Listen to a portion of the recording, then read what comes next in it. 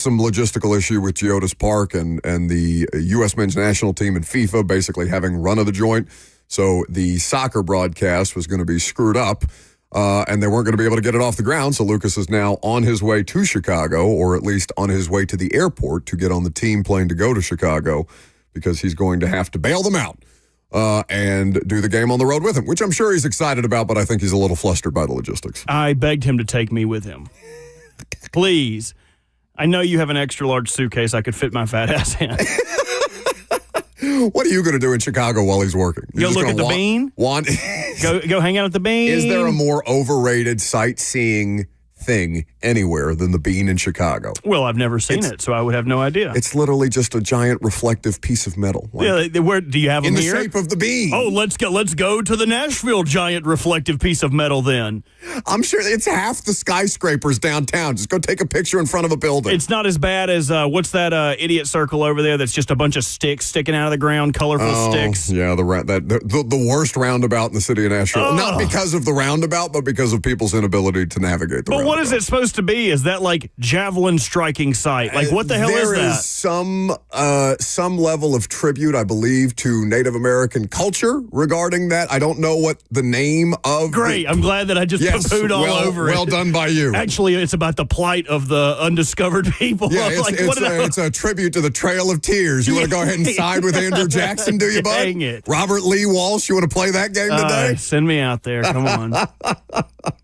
No, it was a really productive week, though, and like I said, I don't say nice things about Lucas and Robert ever, because normally they don't deserve it, but I do appreciate them holding it down so that I could get as much information as humanly possible and actually see what's going on with the Titans and the number one overall pick at quarterback. So, with all of that, I mean, let's just play Cam Ward's media availability. Do you have that first minute and a half that I asked for? I will momentarily. Or, we'll get to that here in just a second, because it's the first time that he's talked all week, and obviously people are clamoring for all things Cam Ward, and he is the most important thing on the football team, though there are some other pieces and parts that are going to be critical to helping Cam Ward succeed. I get asked about this a lot. What do I think of Cam Ward? And my whole thing is, he's made of the right stuff. It's a line from Rand Carthon talking about Tajay Spears a couple of years ago. I think that was the 2024 Combine, where Rand was up at the podium and he's talking about Tajay, and he goes, he's just made of the right bleep. Cam Ward just made of the right bleep. There's no other way to describe it. And my perspective on kind of, understanding what fans' excitement level is and not trying to tamp that down at all, but just wanting to make sure that we're realistic about things. I'm not worried about Cam Ward. I'm worried about how the Titans are going to support Cam Ward. And that is the thing that I think most people should be looking at. Is at the support staff, the coaching staff, the roster around him, and how much that's going to actually be able to help him achieve and elevate his goals. But when we talked to him yesterday, whether it's the discourse, the ongoing banter with him and Jeff Simmons, whether it's the way that he's gone about responding after a couple of days where, frankly, I thought the defense got the better of him. What do we have, 3 days of mandatory minicamp? The offense was the highlight on Tuesday, Wednesday, and Thursday. It was really more of a defensive show, to their credit. And that's the kind of thing that you also are curious about, is supporting Cam Ward also means getting off the field on third down. And are they going to be able to orchestrate that successfully as a team with the questions that they have at corner, the questions that they have at pass rush? But it's, on the whole, as we've worked through this last month and a half of the offseason since Cam Ward officially got drafted here, we're going to go through some of the questions that I think they answered. And there's one really big definitive takeaway that I think you can make right now, even beyond them being in pads or playing games or all these different things that people are curious about, or just wanting to microwave the results, get us to September. Let's see Cam Ward against the Denver Broncos. And this was Cam Ward after mandatory minicamp, speaking yesterday. How's it been the last 3 days for minicamp? It's been good. From growing, learning, especially being with the vets, getting our timing down, so I'm excited for the summer. What's your plan for the next 5 to 6 weeks before you report to camp, and will you gather with your receivers and some of the other quarterbacks and go over things just to kind of refresh everybody? Just work out, stay in the playbook, and throw the out the ball. So We saw a pretty good back and forth with you and Jeffrey, I guess, on his first day back. What's that been like, and what's it been like kind of exchanging trash talk with the defense? it's been good. I need somebody like that, especially somebody like Jeff who's going to let you know he's there. Every time he's one of the best defensive tackles in the league, if not the best. I'm glad he's on my team. I'm glad he's not one of the ones who gets a chance to get a free shot at me. But, I mean, I'm happy I'm playing with him. I know he's, excited about my future, but, I can't wait to get on the field with him on Sundays. Offenses look really good a lot Brian of that said time. yesterday that he had to ask you if it was okay to put a play call when you were still talking with Jeff. How are you able to focus, kind of do it like that, and how much does the trash talk kind of fire you up or lock you in? I'm always locked in. The trash talk, it'll never mean nothing to me. It won't get to me in some type of way. I'm just somebody who likes doing it. And so what's the point of playing something that you love, you can't have fun with it. So, that's where it comes from. But, I mean, I love the game. And so any chance I get, to let somebody know that they can't with me, it really doesn't matter. Look at you back there rolling your eyes at Cam Ward dropping F-bombs. Maybe I'm just jealous. Maybe I wish I could do it and not get in trouble. I think I'm going to make a plan with the rest of you, is that I'm no longer going to bleep the curse words. Because, the bleep, everyone on this team, you included. How many times did Chig say, the alternate not FCC safe word for poop on the interview that we're going to 4 in 10 seconds. 4 in 10 seconds. I figured he knew it was a radio interview, but he clearly, maybe he's just too comfortable with me at this point in his career. So you're just gonna let it ride and let the FCC come for us if people can't watch themselves around microphones for television and radio purposes? No, I think I'm just gonna replace that beep noise with something more fun, because I've grown tired of it. We sleep with the lights off at this point. I think I'm either gonna replace it with like the SpongeBob like dolphin noise, or like I kind of like that. That's not more work for you? I'll just pull it and save it. And no more work than clicking generate, clicking tones, and then having it go beep. Or like, remember the old like noise? Like, I think I'm just going to replace it with like cartoon noises, like a car starting up, like or something. I don't know. Speaking of Cam Ward and the dialogue around him, some of that has been Steve McNair comparisons, and Jeff Fisher is going to be in studio with us at 12:20. We're going to talk that and some arena football stuff as well, given that Coach Fisher has been heavily involved with the Nashville Cats, but also, staying in tune with things that are going on with the local professional football team. So I did not have coming back in for the first time. Is this the first time I've done the show all week? It feels like that because I took Monday off, right? Because I didn't. How was the golf course thing? Did you guys have a good time? It was fantastic, mostly because you weren't there. But I feel like the old woman from the Titanic, like, it's been 87 years. Well, coming back for me, fresh off of 3 days of Titans minicamp and a vacation day, I did not have me being the overwhelming optimist about Cam Ward and you poo-pooing the fact that he's going to throw the bleep out of the ball this offseason. It's not about what he's going to throw out of the ball. If he's able to generate anything coming out of that ball besides air, I will be impressed. It's just, if anyone else did this, I remember when Taylor Lewan cussed in like a pre-practice interview, post-practice interview, and everybody was like, "Oh, come on, Taylor. Taylor, you don't have to do this. We know you're a badass." Whereas Cam is greeted with much fake laughter. Oh, it's like, he cussed everybody. Like, come on. Okay, we get it. Like, the glazing is reaching like disproportionate levels. Are you levels. Just tired? Yes. Is that what this is? I'm very tired. Has this been a long week for you? Very tired. Well, I'm sorry. I'll do as much heavy lifting as you need me to do today because I have done absolutely nothing all week long, and the check cashed just the same. Lucky for me. But with Cam Ward, I think that there's a lot of different things that you try not to extrapolate too far out, right? But there is one major theme, whether he's cussing or not, and I'm sure there are people out there that are pearl clutching or people that think, a fake tough guy like Robert's doing this morning, the same way that I was about the 5 a.m. thing. Like, who cares what time he wakes up? Go play football. Sure, but like, you can't tell me that this doesn't take some of the aura away from it. Throw the out the ball. So, does it sound as cool now? Does it sound as cool now?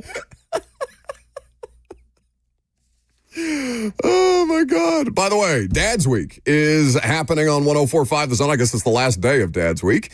If you're looking for a gift for Dad this Father's Day, then tune in June the 9th through the 13th, which is today, Friday the 13th. How about that? As we give you chances to win dad tickets to events, concerts, and more. This year, give Dad the best. Listen for a chance to win him prizes from our friends such as the Atlanta Braves, Nashville SC, Nashville Sounds, Live Nation, and more. For more information, visit 1045thezone.com today. And I'm greeted with some commentary about Cam Ward's press conference yesterday. Most people enjoy it and take it in stride. But Brandon, for example, writes, the F-bombs from Ward are unnecessary, and it comes across as disingenuous posturing. I'm going to disagree, and I'm not going to pretend to know Cam Ward super well. Like I said, it's been a month and a half of me just generally being around the dude, and I guess, a couple of interactions at the combine and things like that. And knowing everything or a lot of the stories about him coming out of Miami, I'm going to disagree with Brandon. I understand how it might come off that way. For example, Robert is receiving it as fake tough guy type of stuff, but I just think that's who he is. He is a bit unbothered. He's a bit uneffable with, you know what I'm saying? And that's, maybe he's not the most polished press conference giver or whatever, or maybe he doesn't comport himself at the podium the way that Ryan Tannehill Marcus Mariota's mother made him get to the podium after saying, I think he said damn or something like that with us in a press conference, and his mother literally made him get up there and apologize to us after the fact. So I understand it's a bit of a different pace than some of you might be used to.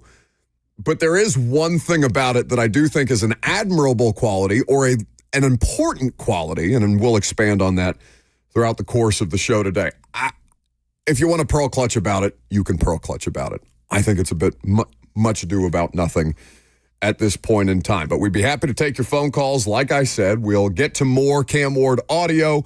You'll hear from Bill Callahan, Greg Kosell, Coach Max on the show. We've got Jeff Fisher, Chig Okonkwo. It's a jam-packed and loaded Friday today. How about Chris calling us from the great state of California? What's up, Chris? Gentlemen, good to hear from you. How are you? Good. Listen, I love Cam Ward, and I understand. I don't know about the posturing and all that. I don't know the man well. I just want to say this. I've got a 5-year-old that wants a Cam Ward jersey. And at nothing else, I don't need my 5-year-old hearing that from his hero. I'm not going to support the man less or anything like that. He's still our guy, but that's a little disappointing as a dad and a Titans fan. Tighten up. Love the show, Buck. Well, thank you for the call, Chris. All right, so what are you laughing about back there? I'm not laughing at anything. I'm just laughing at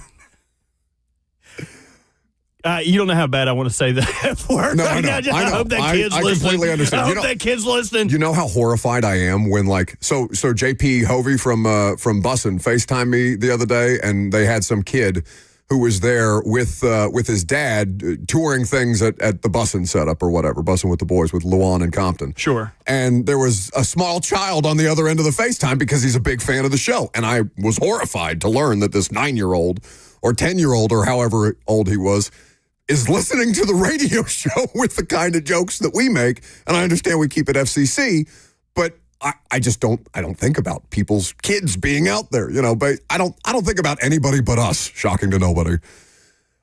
So when people like Chris call in with comments like that, I will fully acknowledge that nobody on the show is a dad. Like, none of us have kids. Lucas is the first one to foray into the breach of engagement. And so as far as what it is to raise a child or have a quarterback or a 5-year-old that's a fan of the quarterback, and all of a sudden the quarterback's dropping F-bombs and maybe the 5-year-old gets excited because he learned a new word from Cam Ward today, I get that that's not really my place to be like, yeah, but is it that big a deal? I guess my perspective on it would be, without, going after Chris or dismissing it, would be, it's not Cam Ward's job to raise your kid. And I would put the responsibility on parents to inform the children. I understand it makes it more difficult, and there's enough difficulties, I'm sure, with being a parent. But I would put the onus on the parent to say, hey, Cam Ward said this, but you still can't, and this is why. Because if you do, I'm going to put my hand on that ballum, as my grandma would say. Were you beat as a child? With sticks, There's extension no way cords. That you weren't. Yeah, what are you talking extension about? Cords. Yeah, anything they could grab. My dad, he didn't really hit me with an extension cord. That sounds rude. My dad had a paddle that had holes drilled in it for aerodynamics, and his name was Mr. Meaner. And if you were bad, your booty would look like Swiss cheese because you'd have a meeting with Mr. Meaner. It's shocking to know, but I was not really. I think like in the early stages of childhood, I was probably beaten with a belt once or twice, but I think my parents felt too bad after the fact, so I got away with it. You know what I learned in this segment? I'm just going to throw caution to the wind, and I'm going to say it.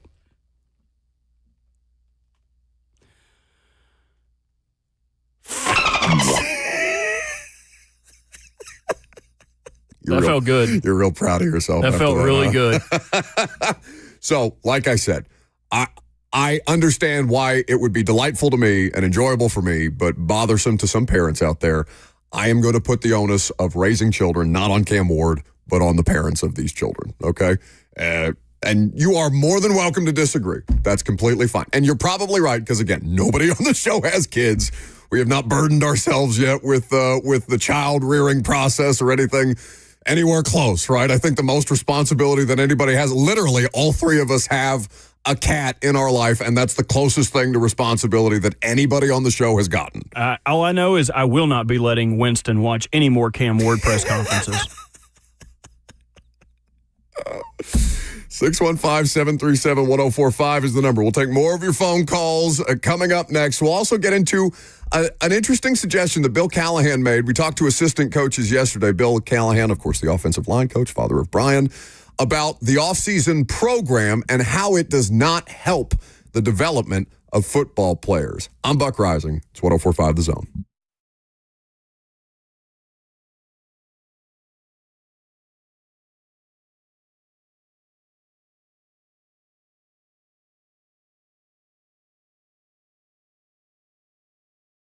There's never an excuse to be worried about your financial situation because Trajan Wealth is out there to help you. They are excellent at what they do in advisory services and helping you accomplish your goals, whether it's retirement, whether you're just trying to get your financial house in order, whether you've been losing sleep at night, because these things can be overwhelming at times, and not all of us, as evidenced by the show, are the best when it comes to math and maintaining financial health and making sure that you are doing the proper things to set yourself up for future success and not just the immediate. The simple truth is that there is more to retirement planning than simply calculating your expenses.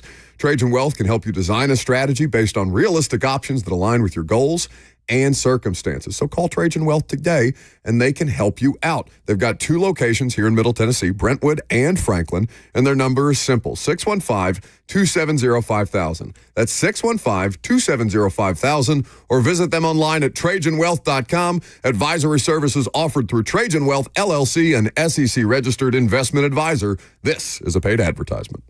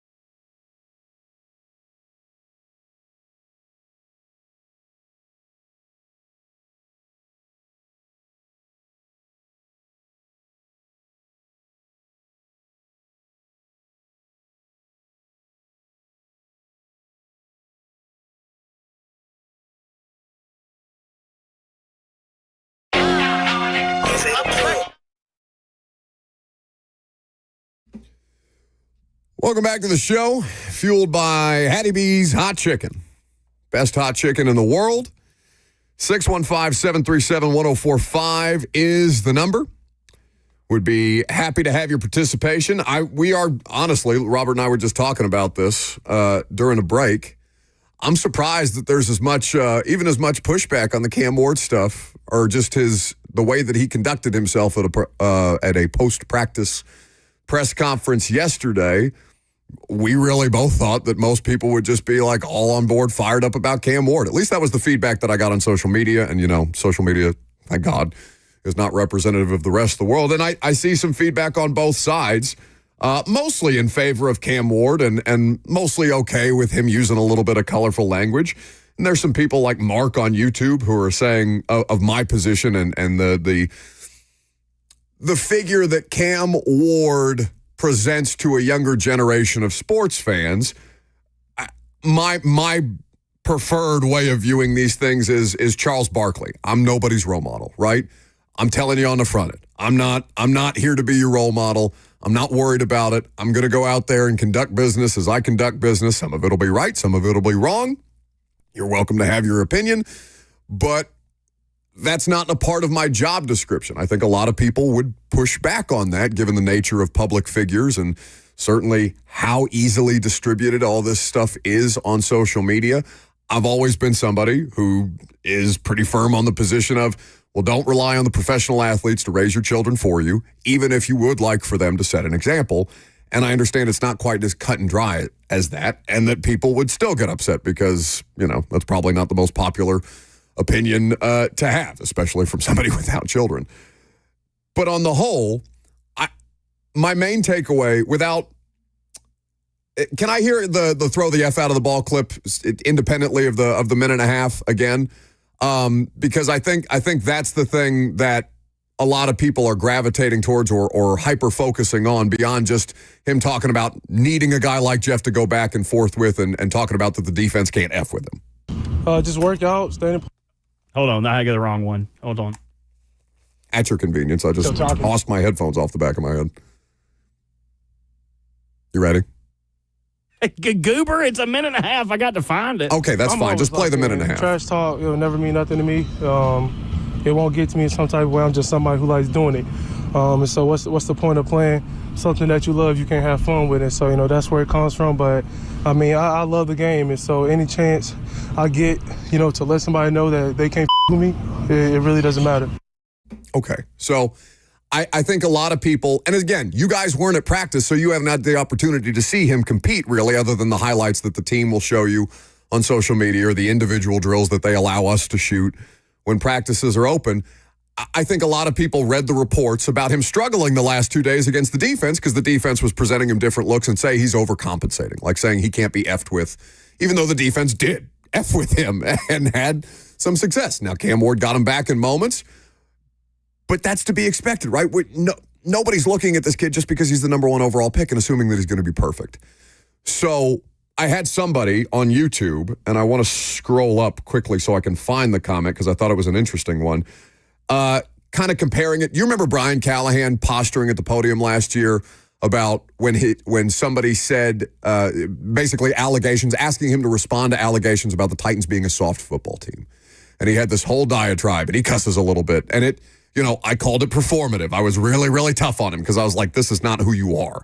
It's almost like Nicholas Petit-Frere talking about how he needs to have more of an aggressive mindset when I'm looking at Nick and be like, that's not who you are, bud. Like, you have to be authentic to yourself and not just try and project all of these different things. And there's a commenter, Alan, on YouTube comparing Cam Ward's media availability yesterday to Brian Callahan posturing. The difference between Cam Ward, Brian Callahan last year, or Nicholas Petit-Frere, as an example that I used earlier, is that I believe Cam Ward to be authentic. Like, I just think that Cam truly believes that he's uneffable with.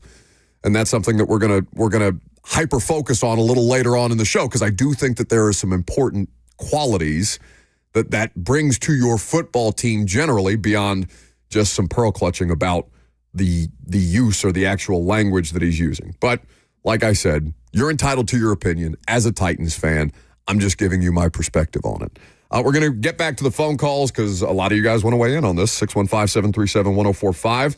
before we hear from Bill Callahan on something that is Cam Ward adjacent but not directly related. Lucas wanted to make sure that I hyper-focused on this that he's got coming up on June the 15th, 615 Day. As a matter of fact, join 104.5 The Zones. Oh, why do they do 104.5 The Zones, Lucas Panzica? Wait, can't I just say Lucas? Why does the copy just not join Lucas? It's got to be 104.5. That's fine. Read the words. Okay. They own us contractually. Okay.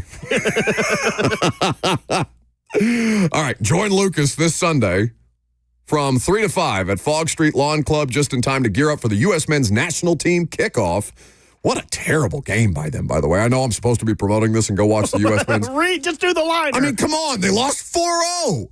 I haven't been able to give him a hard time about what he was all excited for his Westwood 1 call, and then the United States national team just pees down their leg. He did a great job. No, he did excellent. I'm only saying that because he's not here, and I know his head couldn't physically get any bigger than it already is. But he did a good job on a terrible, terrible game. But if you want to watch the U.S. men's national team with Lucas on Sunday, you can go to Fog Street Lawn Club. It's Nashville's best soccer destination. They've got British-style lawn bowling, authentic pub fare, and a match day atmosphere that's perfect for fans. So even if they suck and you just want to commiserate with other fellow U.S. men's national team's fans, Fog Street Lawn Club is your spot. For more information, visit 1045thezone.com today. And I will note that there is an incredible sweet deal going on right now. If you go to 1045thezone.com, go to the sweet deals. For, I believe it's $3.99 or $4.99, you can get a $50 gift card to Fog Street Lawn Club. So if you're coming to hang out with us, $3.99? it's an incredible deal What? that people need to be taking advantage of if you're going to go hang out with us on 1045 The Zone Sweet Deals. What kind of Reddit deals are you getting? Are you sure? Is that a thing? Don't mislead our audience. Lucas bought 3 of them yesterday so I can drink for free.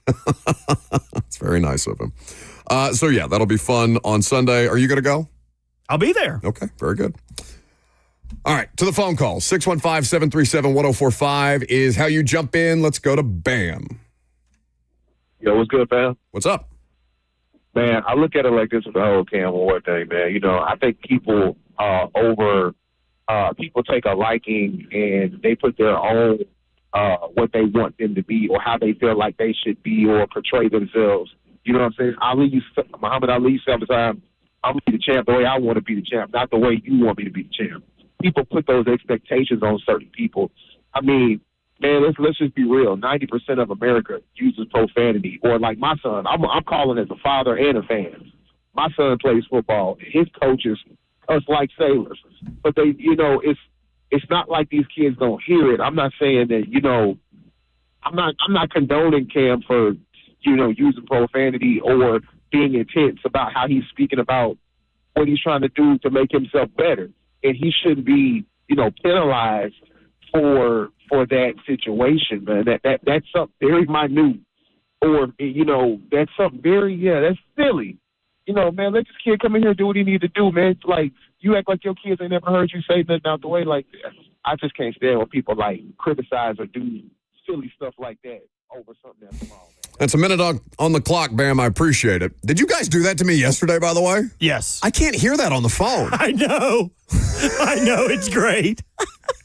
Can the audience not hear when they get the music either? No, they have no idea. Oh, that's terrible. But it's great because I'm fading them. So if they knew, they would be like, oh, crap. Like, I'm getting faded out. No, let me back in. But they're still talking at the same level. It makes it good. Steve Lehman came up to me at practice and said, your boys did you dirty. I go, what are you talking about? He goes, they faded you out. I go, I could not hear that at all. So it's a cruel joke that we play on the audience anyway when they call in, but I had no idea how cruel it actually was that they can't hear the music. It is very Le Batard, where they would have the one guest on and their hard times coming up, and they'd be like, okay, quickly, you have 10 seconds to surmise what's going to happen this weekend. And as soon as he would start talking, it'd be like, live on the Dan Le Batard show. Like, anytime you can do that to somebody, like, that's peak radio comedy. All right, so we'll take the rest of these phone calls because I want to give you guys an opportunity to weigh in, and also it's been a week and I haven't hung out with you in a while, so I'm looking forward to just getting some feedback, and also I'm happy to take questions on Titans OTAs and minicamp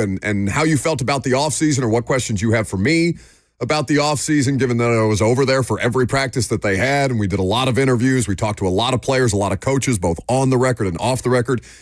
You would have been so jealous of Kosell this week, Robert. They made him an honorary coach. He sat in on the meetings. He got full run of the facility. He got to eat breakfast with them. Like What'd they have? Does he know if he ate breakfast with him? He knows Cam Ward's breakfast order. We got to call him. Calling Greg right now.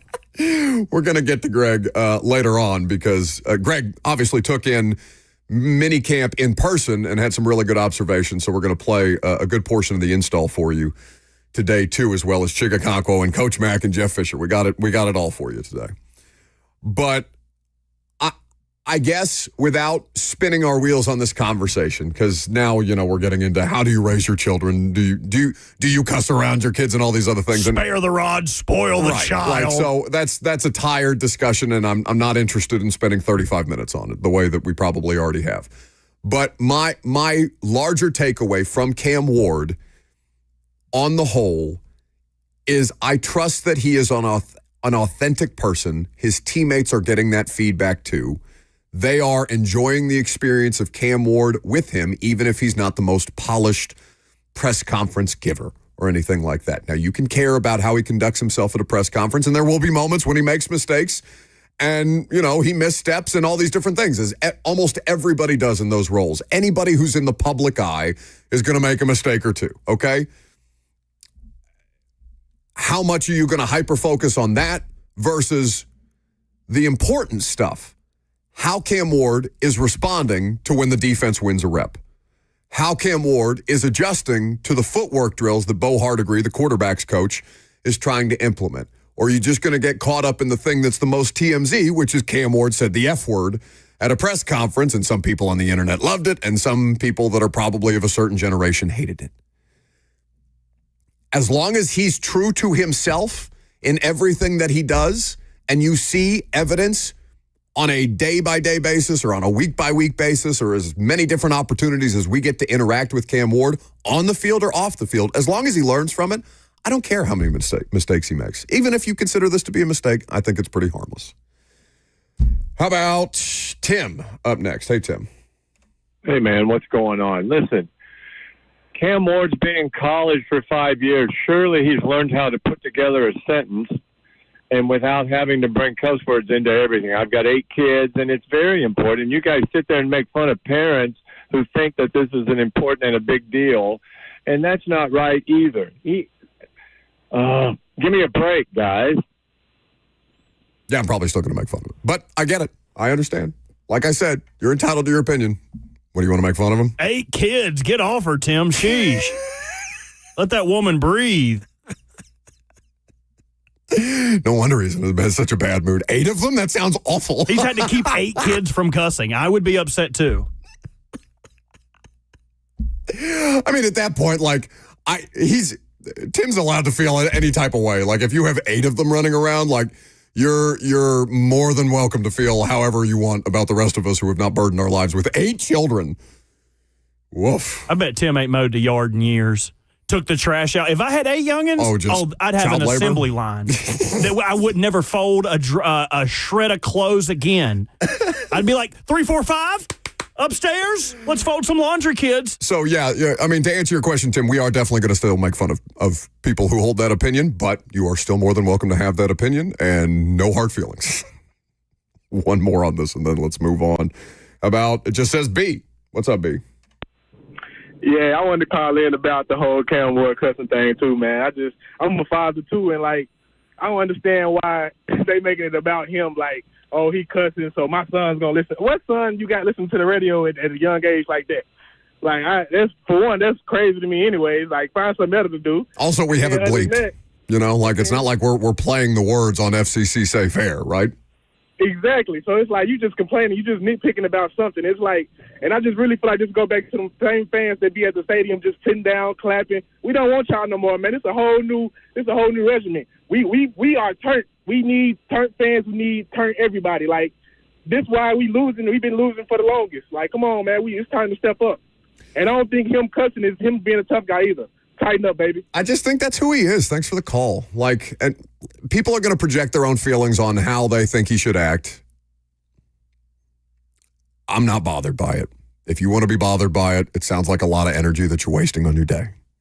The thing I'm upset most about is that we didn't just put this out as a poll when we were scrambling to do polls when Lucas left. I have now added it as a poll in the F&M Bank chat on YouTube. Okay. Are you upset that Cam Ward said the F word? Oh, yeah. But see, yeah, well, Robert, in fact, I think that should be his middle name, Cam F. Ward. So can we have a real moment? Yeah, for real. Okay. I felt bad about how hard I went at that loser last night on primetime about him coming. I do a YouTube show. It's called A to Z Sports Primetime. We do it Sunday, Monday, Wednesday, Thursday. And, I can get a bit unfiltered on there. And some guy came in the comment section yesterday and was talking about a situation that he dealt with on the internet that he thought I should be aware of. And then when I said, yeah, I have no idea what's going on in your personal lives, respectfully, I've got a lot of things going on. I'm covering Titans practice. I don't follow every Twitter notification, even though I appreciate the way that you guys interact with me. And then the guy, came back on social media or in the comment section. It was like, well, I'm kind of famous on Titans Twitter. And I just, I teed off on this dude because what a loser.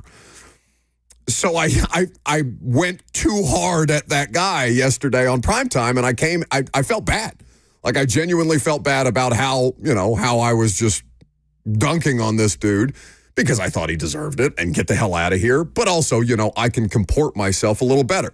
So, Robert, I'm telling you, I spent about an hour last night going over the interaction in my head and saying, you know what, I need to be easier on Titans fans. They've had a tough time.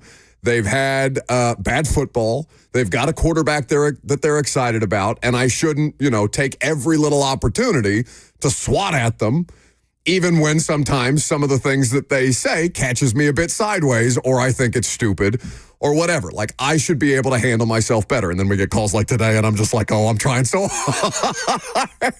They're really testing me today with the pearl clutching. So you must have seen the blog he wrote about you. No. Flattered.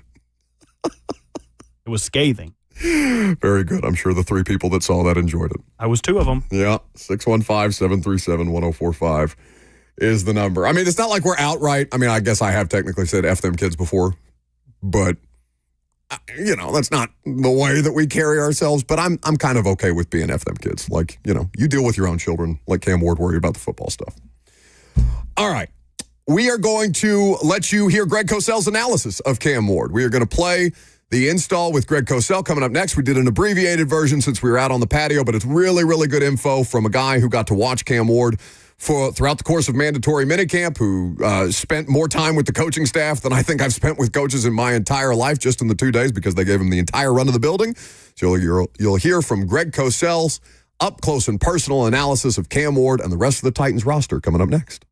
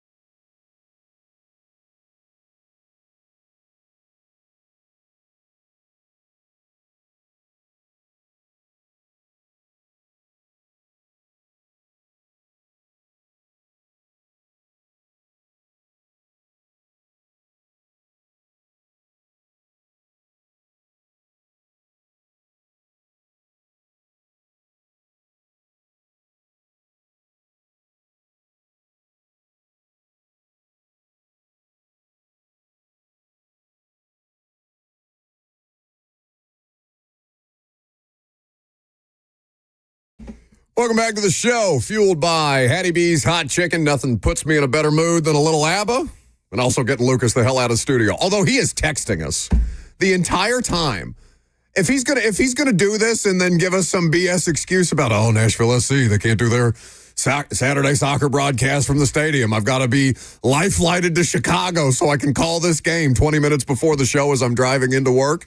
Then he should damn well, he damn well needs to get, I don't want him a part of it. He doesn't need to be listening. Get out of here. We're done with you for the day. We should have made him call in and do SEC observations. I really thought about it because it still said SEC observations, which we normally do on Fridays at this time. But, of course, I'm not going to do that.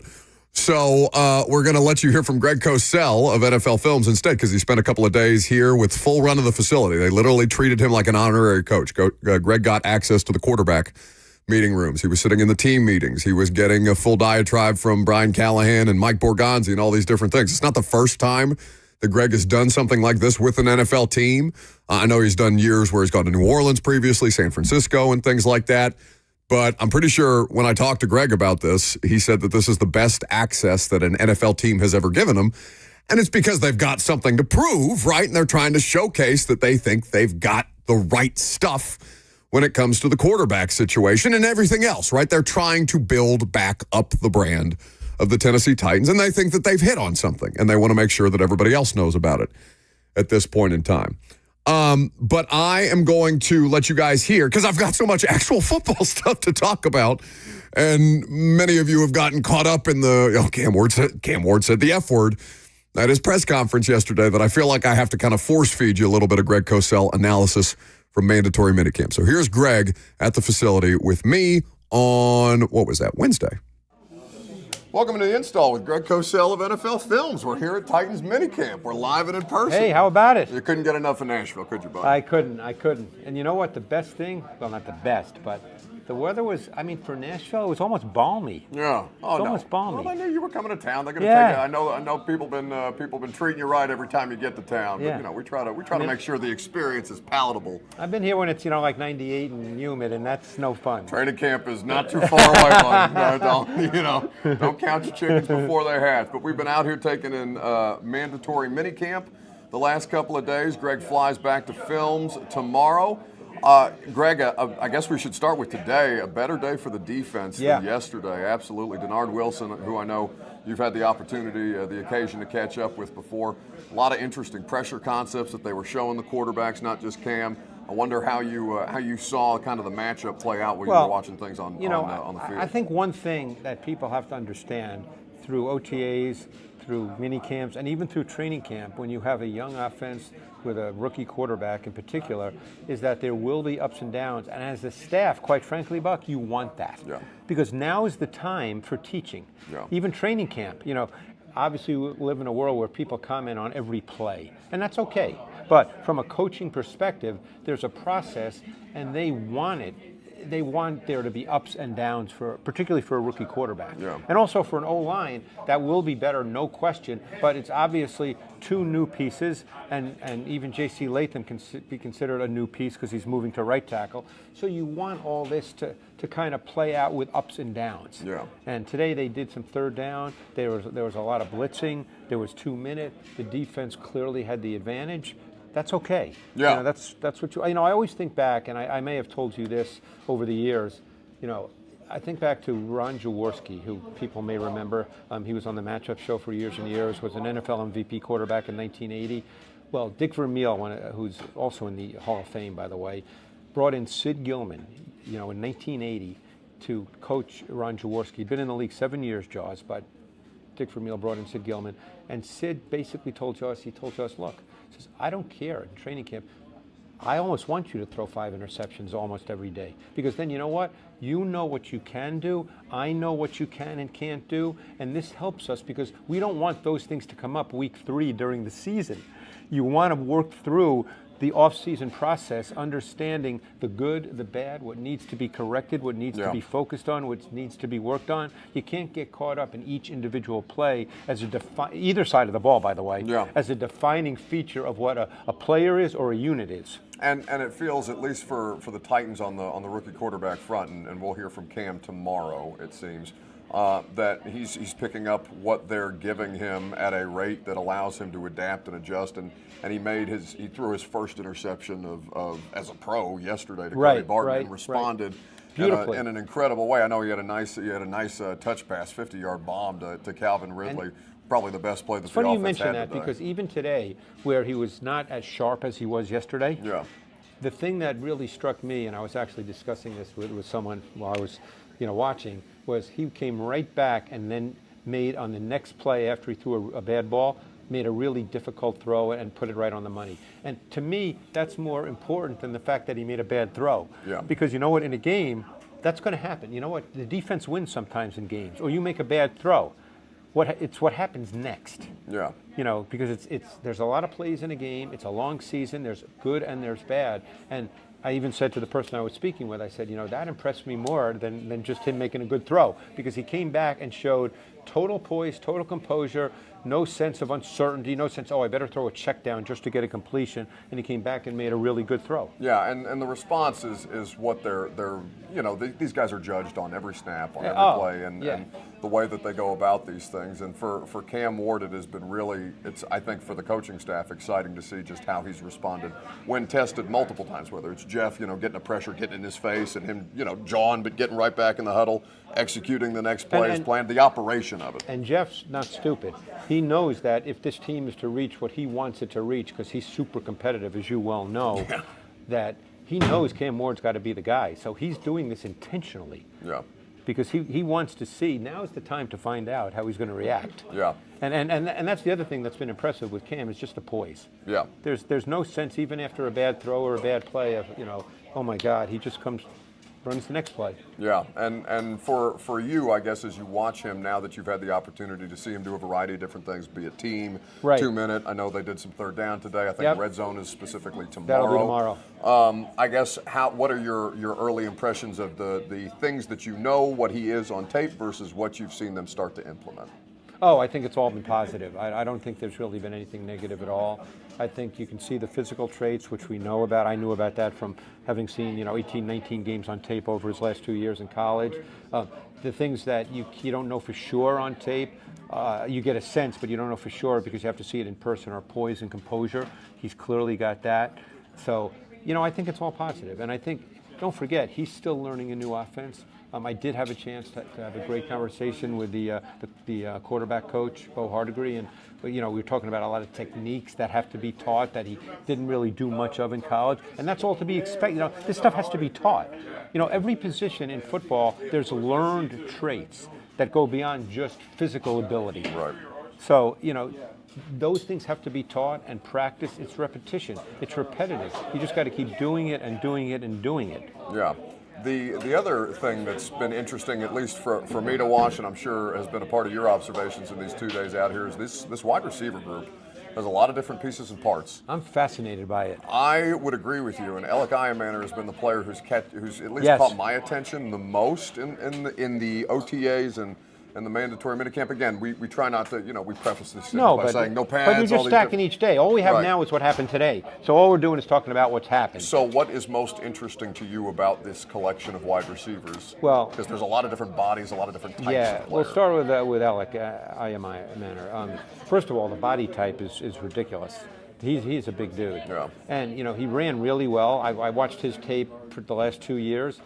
People may remember that he ran by Travis Hunter in 2023. The biggest issue he had, which was a concern, and it may be one reason he dropped to the 5th round, was he had too many drops on routine throws. They're aware of that. He's aware of it. They're working on it. But he's been, he just looks really good because he's fast. Yeah. He glides out there. Yeah, obviously 40 time is not the be-all and end-all, but for a guy with that body type who ran, I believe, a 4.43, that's really fast. Yeah. And as I said, he ran by Travis Hunter. He's been very impressive. I think DK's also been impressive, and he's a guy that you can line up inside, outside. You can use him as a motion guy. Don't forget, they're just putting stuff in. This is not what everything's going to look like once week 1 hits. Because they're still figuring out the deployment of those guys specifically. And, it's going to be interesting to see. Look, Ridley and the 2 rookies, Minor and DK, are givens. Yeah. Then, Oliver is a core special teams player. And every time he's played as a receiver, even though he's not good enough to be your 2, let's say, he's done well. Yeah. So he's going to be here. So now that's 4 guys right there. So now you signed Lockett, you signed Jefferson, you've got Restrepo. It's going to be interesting to see how that plays out. Yeah, and how that fluctuates, right? Because the Restrepo thing be an interesting practice squad, but I think he'd get scooped up depending on. I would agree. Which teams are out there and kind of churning the bottom of their roster specifically. So not that it can't all be positive at this time of year, but there are some things to kind of consider. Sure. About where the team is at in its construction, understanding that this is still a building process. The biggest area to me, Greg, that's worth talking about for no other reason than L'Jarius Sneed is physically here, but not practicing. Right. The corner situation to me is troublesome. And combined with, and they know that, by the way. With their what they currently have, all they could do to try and put together a pass rush this year, they're still probably going to be left wanting it sometimes. They will. And, I think that when you come in, and obviously they don't have a new coaching staff, but they have a new front office organization, they know that you can't fix everything in 1 year. It's just, it's not possible.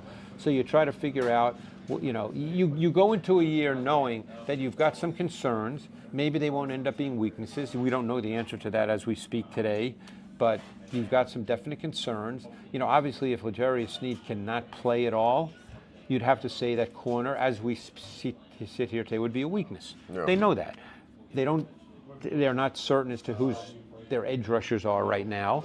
That's something that is they're going to work on. So yeah, it's obviously not all sunshine and flowers, but it's a new organization for the most part. They drafted the quarterback. If Ward plays really well, that's a deodorant for a lot of things. If he plays really well, no question. So that is a portion of the install with Greg Kosell. Kosell was in the building, literally in the building. He was an honorary coach on the Titans staff this week. They let him have, basically full run of the joint. And it's a really good episode. I would invite all of you to check it out via the Zone's YouTube channel where you can see the full episode, or you can subscribe to the podcast wherever it is that you get your podcast. We're not done yet. We got a ton more Titan stuff to get to. Coming out of the conclusion of the offseason, we've got an interview with Chig Okonkwo. We've got Coach Mac. We've got Jeff Fisher on the show today. And I'm going to tell you the one thing that I definitively know about your football team after their offseason program coming up next.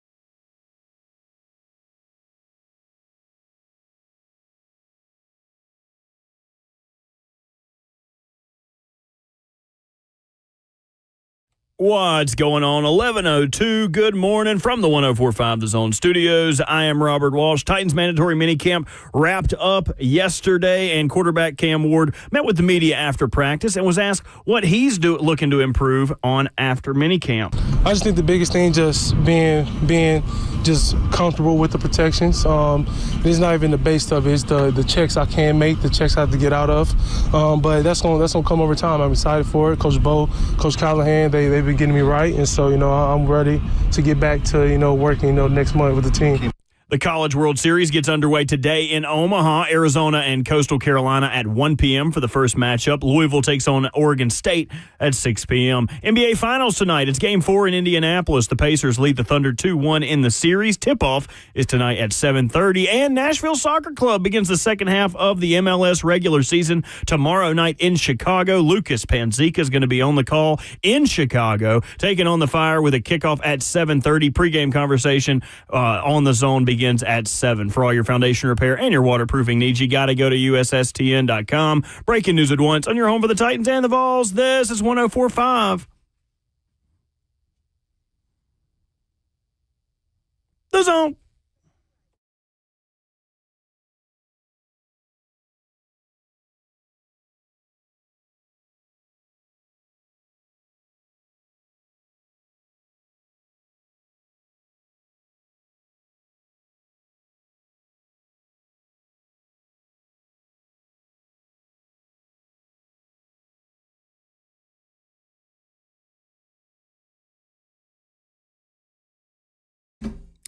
Welcome back to the show. Welcome in if you're just now joining us. It's been an interesting morning so far. It's a great first day back for me, coming off of the Titans mandatory minicamp. And I am grateful to Lucas and Robert for holding it down. But unfortunately, your trip to Grandma and Grandpa's is over. No more ice cream, no more midnight snacks, no more ice cream for breakfast. Now you got to eat your veggies and deal with me for the next 2 hours. 615-737-1045. But lucky for you, I've got all kinds of good football stuff for you. We've got Chig Okonkwo coming up. We've got Coach Mack coming up. We've got Jeff Fisher in studio. I'm going to ask him about these McNair comparisons that Cam Ward is getting. And I don't know how much Jeff has actually watched Cam Ward, so I think it's probably better to just ask Jeff about McNair's demeanor and the way that he comported himself and just kind of this unbothered nature that he brings to the table, beyond like the stylistic approach that is also drawing McNair comparisons between him and Cam. Who better to ask than the person that coached Steve McNair? So Jeff Fisher will join us in studio. We'll do a little arena football with Fish as well, and we'll have a great time doing it. So, with everything that the show started in a weird way this morning because I had all manner of different like actual football topics to talk about with you guys. For example, Bill Callahan and his suggestion on how to adapt the NFL offseason program to further players' development, to be more efficient in the player development process. And I thought he had some really good insights on that. That's not what you guys wanted to talk about this morning, though. You wanted to talk about Cam Ward saying the F word at a press conference. So I want to play that minute and a half again, but I want to tell you why it is a part of the one thing that I definitively know about the Titans football team in 2025 without them taking an actual, legitimate, in-game snap just yet. Let me hear from Cam Ward from the jump. How's it been the last 3 days for minicamp? It's been good. From growing, learning, especially being with the vets, getting our timing down, so I'm excited for the summer. What's your plan for the next 5 to 6 weeks before you report to camp, and will you gather with your receivers and some of the other quarterbacks and go over things just to kind of refresh everybody? Just work out, stay in the playbook, and throw the out the ball. So we saw a pretty good back and forth with you and Jeffrey, I guess, on his first day back. What's that been like, and what's it been like kind of exchanging trash talk with the defense? It's been good. I need somebody like that, especially somebody like Jeff who's going to let you know he's there every time. He's one of the best defensive tackles in the league, if not the best. I'm glad he's on my team. I'm glad he's not one of the ones who gets a chance to get a free shot at me. But, I mean, I'm happy I'm playing with him. I know he's, excited about my future, but, I can't wait to get on the field with him on Sundays. Offenses look really good. Brian said yesterday that he had to ask you if it was okay to put a play call when you were still talking with Jeff. How are you able to focus, kind of do it like that, and how much does the trash talk kind of fire you up or lock you in? I'm always locked in. Trash talk, it'll never mean nothing to me. It won't get to me in some type of way. I'm just somebody who likes doing it. And so what's the point of playing something that you love, you can't have fun with it? So, that's where it comes from. But, I I love the game. And so any chance I get, to let somebody know that they can't with me, it really doesn't matter. All right, beyond Robert making fun of Jill Jelnick at Fox 17 because he believes that to be fake laughter. Oh, I didn't know that was Jill. That's not true. You literally just said in my ear, who was that? And I told you Jill Jelnick. Why are you lying to the audience? I didn't know that it was her when I made fun of her. I would never make fun of another ECU alum. Oh, really? I didn't know that. Yeah, but Jill was a softball superstar at ECU. Does she know that you share this connection? We ran in different circles. Okay. She was with the athletes. I was with the losers. So, that adds up, by the way. Yeah. Cam Ward, not okay, so not about the cuss word thing, right? But because a lot of you guys hyper-focused on, oh my God, he said the F word. My children heard him say the F word. Even though it's my mother. It's bleeped, right? Like, it's bleeped in the Titans. It's where it's not bleeped is in the immediate, like, I didn't bleep it out because it's a video that I took on my phone and I put it on Twitter as the press conference or as the scrum was going on. Whatever. Let's not hyper-focus on the cuss word. One thing that I definitively know about your football team in 2025 before they play a game, before they play a preseason game, before we even get to training camp, and there's really only one thing that I can definitively know. I believe Cam Ward to be uneffable with. Like, I don't think you can throw that guy off. Now, why do I feel this way after a month and a half of watching him? And really, just the last couple of weeks of the vets being mixed in with the rookies. I have seen him succeed, and I have seen the defense present problems to him. And what I have seen is that he is the same person, that person that you just heard. He's there. He speaks like that in the meeting rooms. He speaks like that with us. He speaks like that with his coaches. He has more colorful language when he's going back at Jeff. When Jeff bats a ball down at the line of scrimmage and Jeff starts John, Cam Ward is right there to throw a 50-yard bomb over his head to Calvin Ridley to hit him in stride for a touchdown. That's who Cam Ward is. Beyond, however you feel about how much more difficult he's making your life and with the raising of your children. Okay, that's great. Why you should care that he is uneffable with. How would you describe Will Levis when presented with adversity, Robert? Effable with. Infinitely effable with. You can get in that dude's head, it seems, very quickly. And let me say this. To Will Levis's credit, I thought he looked really good at mandatory minicamp this week. Now, again, that's not a game situation where he has these manic meltdown moments that he's become literally famous for. But Will Levis, in games, is very effable with. You can get that guy in a spiral quickly, or at least that's who he's been up until this point. Can Will Levis change the narrative about him in his next career stop, or if he ends up being the Titans' backup or whatever?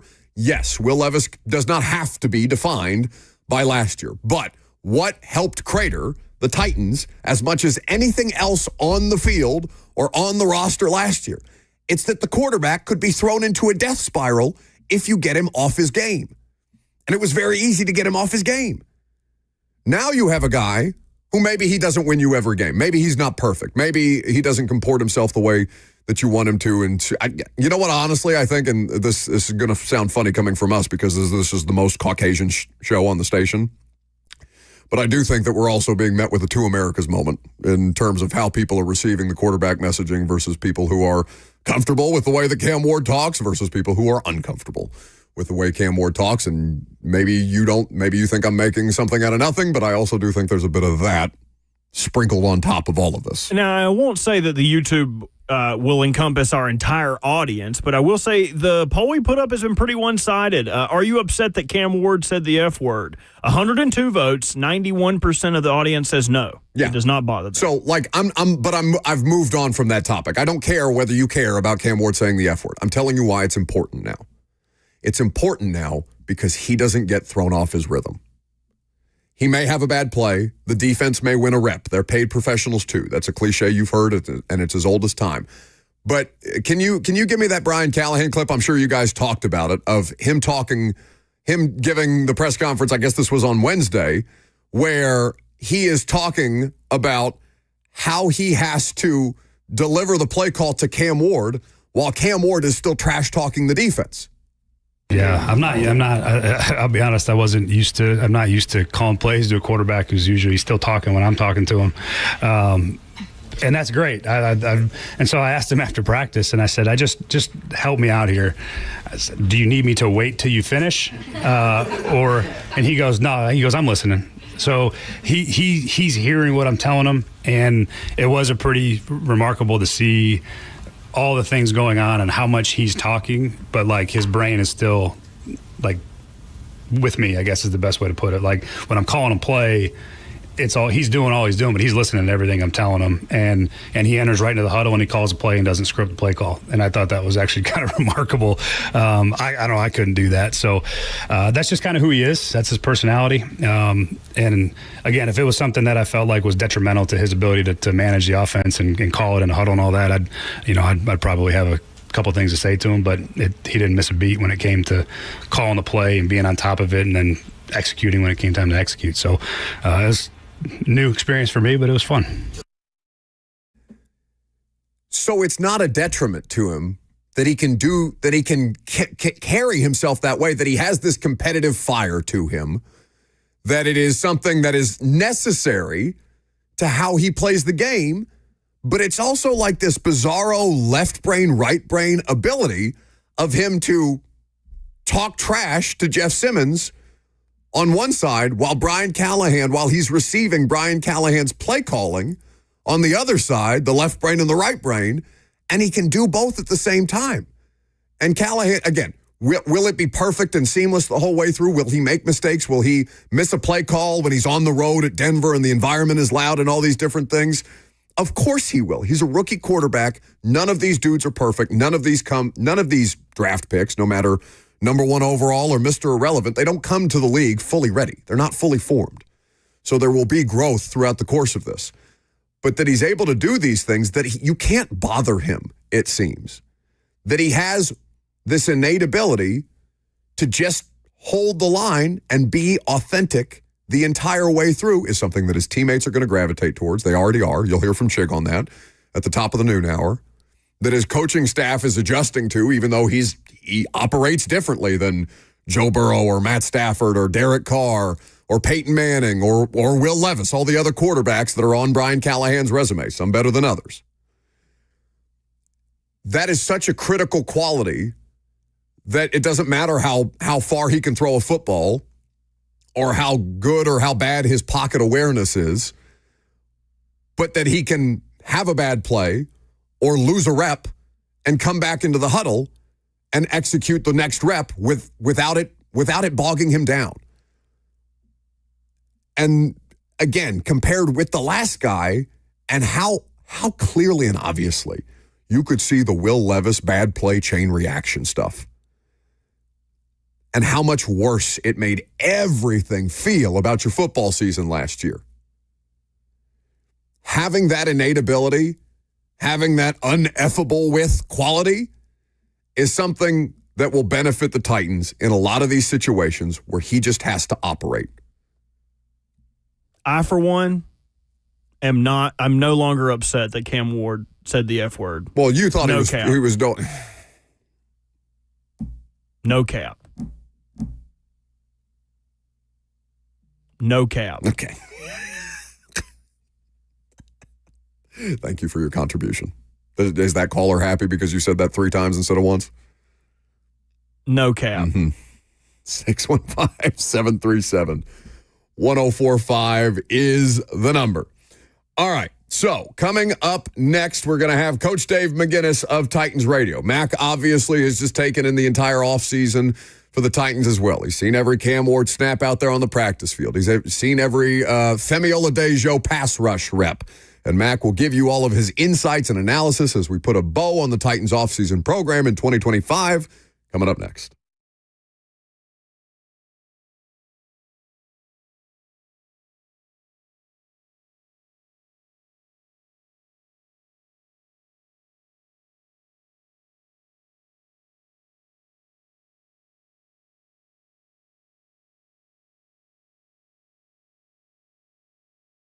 Picture this. You're working remotely from home and your power goes out. It's happening more and more lately, especially with a lot of adverse weather situations that we face in all 4 seasons in Middle Tennessee. There's no need to compromise with Mother Nature anymore. Consider owning a home generator from Premier Generators. It's the smartest investment that you can make. Let the experts at Premier Generators help you out. They know their craft inside and out and will ensure the best generator for your own unique needs. Premier Generators is the largest certified generator dealer in Tennessee, and they always offer a 10-year warranty on all their generators. Free consultation is also on hand, so what are you waiting for? Contact them today at premiergenerators.com. That's premiergenerators.com, or the number is simple, 615-439-2992. premiergenerators.com.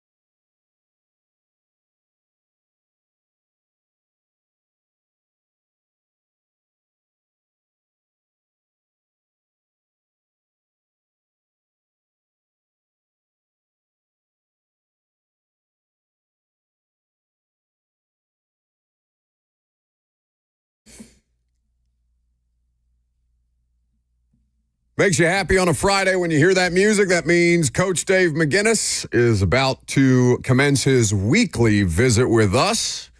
A lot to talk about with Coach Mack on this particular Friday. And, of course, any conversation that we have with Mack is made possible by the South's most trusted Ford dealer, Two Rivers Ford. Employee pricing for everyone going on right now. That means you pay what they pay on every new Ford on the lot. In fact, Tuesday before minicamp, I was out there shooting some new TV commercials for Two Rivers Ford for football season. I'm pretty sure Coach Mack has a cameo in said TV commercials, if I'm not mistaken. What's happening, Mack? How are we living on this Friday? Hey, Buck. Yeah, Two Rivers is the best. So that thing that Tammy did with Kate from Ole Miss was great, that we were all involved in, too. Two Rivers Ford, John Barker and that whole group, and, of course, Tammy's a huge part of this. They do so much for this community. I mean, I just love being involved with them. No, certainly. And they've been doing it for over 4 decades, which is why they're one of the best in the business. And also, they make Coach Mack's visits possible, which we very much enjoy. Giving back in more ways than one is Two Rivers Ford. So we absolutely do. I told Bert, I just got off the phone with Jeff Fisher. He's looking forward to coming in there. I've got a meeting at 12:15, and then I'm out of town till Tuesday, or I'd have been right there in that studio with him. So I know you guys are looking forward to that. He's looking forward to it. Yeah, we always enjoy any opportunity we get to catch up with Fish, and I think he's got some unique insights that he can share with the audience, especially, how much the offseason program has changed. And Mac, I don't know, I'm sure you have conversations. I know you try not to get too much into what the coaching staff is doing and what's going on with the with the team on a day-to-day basis, other than taking in practice and the analysis. But Bill Callahan had some really insightful thoughts on how he feels that the current structure of the offseason program is disruptive to player development. and how that 6-week break that we're getting ready to embark on between mandatory minicamp and the start of training camp for these teams really does a disservice to the players who are trying to master their craft, even if, it serves as summer vacation and it's a collectively bargained thing. And I wonder what your thoughts on that, having seen, what training camp used to be and what the offseason program used to be versus now what the league and the Players Association have collectively bargained. Yeah, well, I mean, it's something that those of us that have been in the league, just like Bill has, I talk to the coaches up there every day. I'm at practice every day. Once the draft is over, I visit with different, but I always start practice out down there with Bill Callahan, and we've been in the league, a long time. The thing about that is everybody's under the same rules. I mean, that's just the way it is. And the collective bargaining agreement, I mean, that changed a lot of things. And I've been in this league long enough, and so has Bill. And Fish too. I mean, you adapt to what the environment that you're in, and so everybody has adapted to it. And so just the way that it works, I think that the players, have much more autonomy now. And look, this 5-week period is an extremely important period. I've been in charge of teams before, and the message that I would give at this time of year, I'm sure, is pretty identical to the message head coaches are still giving. Don't lose what you've gained right now. They all have workout programs that they are given, to be able to not lose ground as to where they have been in the past. And so is it different? It's absolutely different than it was 39 seasons ago when I first started. It's different than when Bill Callahan started. But here's what you do. You adapt to what the environment allows you to do. And all the coaches, Bill Callahan included, have done a great job of that, because I spent every practice starting out watching him. Believe me, those guys are not getting cheated as far as technique work, no matter what the program is with Bill Callahan. No, and you pointed that out to me yesterday, Mac, that's where you start your practice observations over there in the back of I guess that's the back of the second field there, where they've got their own little section for the offensive linemen and defensive linemen. And just the collection of different tools and equipment that he has to basically try and replicate as close to as humanly possible an in-game rep with the kind of sled variations and different kind of things that he's got over there to work with. And I understanding that none of the stuff for the big guys doesn't really truly matter until we get into the pads. The level of technician type of teaching that Bill Callahan brings to the table, that your average offensive line coach just may not have the years that Bill Callahan does, or the experience, or all the different things that he brings with such a long resume and history in various different roles in the league. How much improvement have you seen on the technical side of things from that group specifically since Bill got in the building? Well, especially the group that's been with him for 2 years. I mean, and look, he breaks down technique into so many finite subsets. I mean, it's pretty impressive to watch. It really is, and you can tell the guys that have been there with him, just as far as just doing the drills, how much better they are. And look, offensive line play is so much more intricate than people in this league even come close to understanding. And I'm readily admit, when I first got into the league, that's something that I jumped into pretty quick with a guy named Dick Stanfill, that was the offensive line coach for the Chicago Bears. It's in the Hall of Fame now. I knew nothing about what really made that stuff work. And now, that's why I spend so much time over there watching, because it's paramount to what goes on. And I would say that I don't know of one drill that he does over there that does not show up in some sort of fashion, technique-wise, that an offensive lineman will be asked to go through during the course of a game and during the course of a series, during the course of a play. I mean, I think you can ask Ramon Foster. Ramon and I have talked about this. He breaks it down into such finite places that now you still got to, at the end of the day, once you get in that ball game, you still got to be able to block those dudes and those schemes and everything else in front of you. But he's giving them all the tools that they need. It just depends upon the individual and the group to perfect them. Coach Dave McGinnis of Titans Radio here with us on 104.5 The Zone. His visit's presented by Two Rivers Ford, the South's most trusted Ford dealer. So staying with the technical work, the technician part of things, Mac, I know that you've been asked 1,000,001 questions about Cam Ward, and we'll certainly get to him. But the problems that the defense was presenting him on their third down day, specifically on Wednesday and then Thursday in the red zone, where they were finding ways to win reps. Cody Barton in particular, not just the interceptions, he was able to get 2 off Cam specifically, but the way that he's helped and understanding that they're trying to rebuild a lot of different things and en route to getting this football team and program back to more competitive. I was really intrigued to see how much more the defense was flying around and winning these reps than I might have expected. Well, that's the yin and the yang of what the off-season work is. I mean, but, the reality of it is, of course, when you've got a number one pick at quarterback, a lot of the focus is going to be on him, but you're trying to develop the entire football team. And so I've just gone through it for 31 years. And if the offense has a really good day one day, I can promise you this: the defense is gonna say, you know what, we weren't quite as sharp as we need to be this next day. And it's the same thing is going to happen once we go down to Tampa, and the same thing is going to happen once there is a yin and a yang of this stuff that goes on back and forth, and you get teachable moments both ways. Teachable moments, and that's what this is about. And to me, my observation is first of all, on the day that and of course I know what their schedule is. I knew their install because I watched walkthrough, so I knew the pressures that they're going to start bringing on that first third down day. That was going to be significant because all of a sudden there's live bodies coming from a lot of different spots. Now you're not going to hit the quarterback. But those are teachable moments, as I've said, on both sides of the ball, and it's important. The other thing is in the red zone. I mean, Denard's got some very, very unique things that he does in the red zone. Fish can tell you about him. I mean, Fish is one of the people that he's borrowed a lot of this stuff from. So you want both sides to have success, but the thing you also want to be able to do is both sides, if they don't have success, they need to learn from it. Learn from it and react to it accordingly. During the course of a 70-play ball game, you're not going to win every rep. That's not the way this stuff works in real life. So the way that you also react to adversity or to non-success one play is extremely important, the way that you're able to stack it to the next one to be successful. That's what's impressed me about this young quarterback. He's unbothered.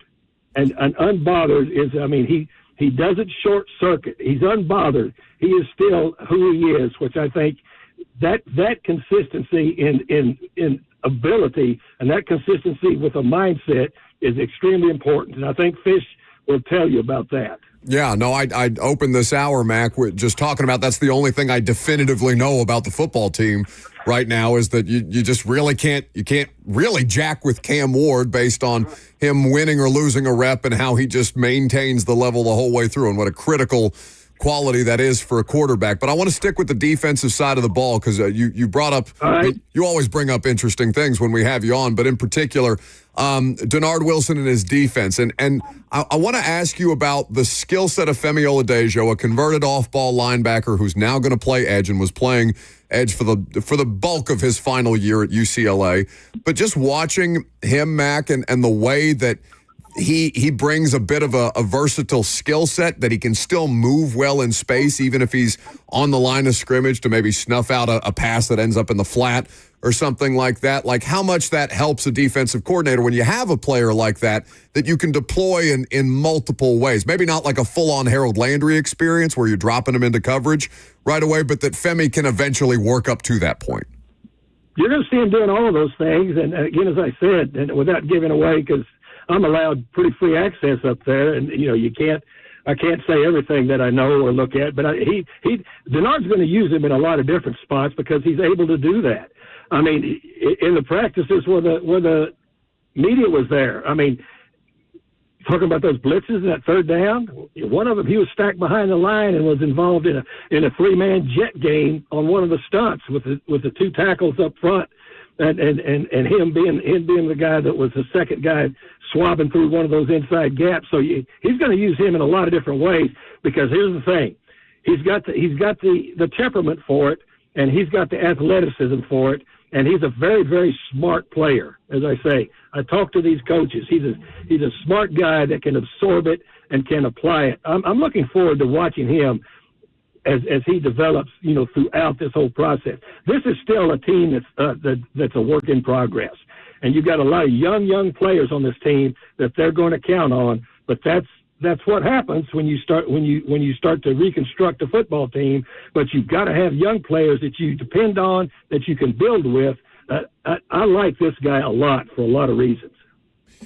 Coach Dave McGinnis here with us on 104.5 The Zone. Titans have wrapped up their offseason program, though the rookies will stick around next week and do some team, rookie class bonding experiences while the vets get the next couple of weeks off. Mac, with the defensive front specifically, Jeff coming back, he said 20 pounds leaner. I know he's been doing a lot of core work, a lot of Pilates specifically, and he's dealt with some ankle stuff in the last couple of years that I'm sure that will help him just being generally lighter on his feet. But he's a versatile piece anyway that Denard can deploy in a variety of different fronts. I'm wondering how much that new look frame will benefit him and benefit the Titans as they try and ramp things up around him and Sweat and Femi and the rest of these guys. Well, just historically, the big guys that stay around in the league long enough that are elite players, you see them reconfigure their bodies as their career starts moving on, because it's not so much about, and they figure this out, and I've seen it for all the years that I've done this. They figure out it's not so much about the weight of what you weigh, it's how the weight is distributed, and it's also the strength, the tensile strength that you have. It does two things. It's for longevity, and it's also it allows you to be able to not wear out as quickly, because and look, J.C. Latham found this out and dedicated himself very early, which is a great sign that you're a big man and you do go through the rigors of what it takes to play. If you're carrying a lot of extra that's not helping you, well, then sooner or later that's going to start wearing you down. And so Big Jeff has got the type of mindset, and you're right. He can play. Look, there's not anything that says that he has to be completely in that center guard triangle all the time. And he's got enough force, punch, and he's got enough quick twitch that I'm sure Denard will use him some different ways too. Just so enjoyable, Mac, to see him out there. He's fun to watch no matter whether they're in pads or not. He just brings that level of competitiveness that gives you a little extra juice on the field. But to see the rookie quarterback giving it right back to him and them just kind of trading verbal jabs throughout the course of it, Callahan telling us at the press conference that he's having to figure out a way to deliver the play call to Cam while Cam's still trash-talking the defense, but Cam's capable of doing it with this left brain, right brain the quality that he's got, I guess. I'm sure as a coach, you obviously don't ever want to see things get taken too far or devolve into fights and stuff like that, which will come in training camp. But the competitiveness on both sides with Jeff and Cam, and how much both of them seem to relish that and frankly need it. Yeah, well, and you got Fish coming on, and he's a great one to talk to about this too, because all the years I was with him, look, you want your players to be competitive, but you don't want them to be distracted. Does that make sense? And Fish, you'll talk to him, and we had a lot of guys that would talk quite a bit, but they never let it become a detrimental distraction to what we were trying to get done on the field. And then once you get into a ball game, there's very definitely, that goes on even more than people realize. You can't be distracted though, because the assignment is still the assignment. But the rest of that stuff, if it's handled in the correct way by the participants, it's not a problem. And the other thing that it does too is the focus that you need to have to be able to excel in the National Football League. You can never ever lose that, regardless of anything else. Coach Dave McGinnis hanging out here with us on 104.5 The Zone. His visits presented by Two Rivers Ford. So now to the rookie quarterback and all the things that you've learned about him. I always enjoy our time with the assistants, Mac. I think it's some of the most valuable information that we get as media to kind of understand exactly what these guys are being coached on and work through on a day-by-day basis. And Bo Hardigree talking specifically about getting Cam's lower body as consistent as humanly possible, because we know that he can do all these crazy arm angles and things like that, but the rest of it, mastering the mundane, for lack of a better term. I'm sure that's a cliche that's been used time and time again. How have you seen him kind of adopt what they're coaching him on and implement it from the start of rookie minicamp to what we now just concluded in mandatory minicamp? Well, he's a very conscientious worker, and they talked about that. Coach Callahan talked about that early on, and most quarterback coaches that when you visit with them, you're being around. A lot of them, they don't like to work. They don't like to mess with the throwing motion, because the throwing motion, regardless of what it's like, has gotten those players as to where they are. But it's being able to marry the lower part with the upper part to be able to improve the accuracy and the consistency. That's what they work on, because that's the first thing that young quarterbacks have problems with, is being able to marry the lower part with the upper part. The thing that Cam Ward has done so well is that not only when he's working on that, but he has got the ability to process pretty quickly. And that's the two things that stand out to me watching him all this offseason is this: processing, release, speed, and accuracy with the football. Now, he's still gonna make mistakes, but the thing that is the strength of this guy is regardless, good or bad, he learns from the bad, but he's not going to short circuit. And that's extremely important. Not only short circuit mentally, but don't short circuit body language wise, so that the guys in the huddle and the guys on the sideline and the guys on the team know if he is untoward doing something that is not beneficial one play, he doesn't let it crush him in all aspects the next play. That's huge to be able to have from a quarterback. How good of a problem, Mac, is the current number situation at wide receiver? Because they got all kind of different body types, styles. They're still trying to figure out the deployment of the rookies specifically, but it's a better problem to have, it would seem, than most years where they're just trying to figure out what the hell to throw out there at wide receiver. Well, that's interesting. It's going to be an interesting group to watch and see how that comes out. I talked to Tyke quite a bit. Of course, my history with Tyke. I hired Tyke into this league over 20 years ago for his first NFL job. He's an excellent receiver coach. But right now what they're doing, they're not pigeonholing anybody, it doesn't look to me like, as far as – now, some guys are there. Once you start tunneling in and zeroing in, as we start working through training camp, they're going to start zeroing in on specific positions. But right now, what they are doing is running these guys through, the offense, and being able to discern and find out what they can't do in certain positions just as well as what they can do. This is going to be a very interesting group to watch. And knock on wood right now that they all stay healthy, because it should be a very competitive and a very beneficial situation as it plays out. He is Coach Dave McGinnis of Titans Radio. He is always good to join us, and Two Rivers Ford is kind to make sure that his visits are made possible by the South's most trusted Ford dealer. Mac, have a safe travels over the weekend and enjoy whatever time off you're giving yourself. I know there's always Coach Mac things going on in the world, but we do appreciate you putting in the work and always being there for us, buddy. Thank you for it.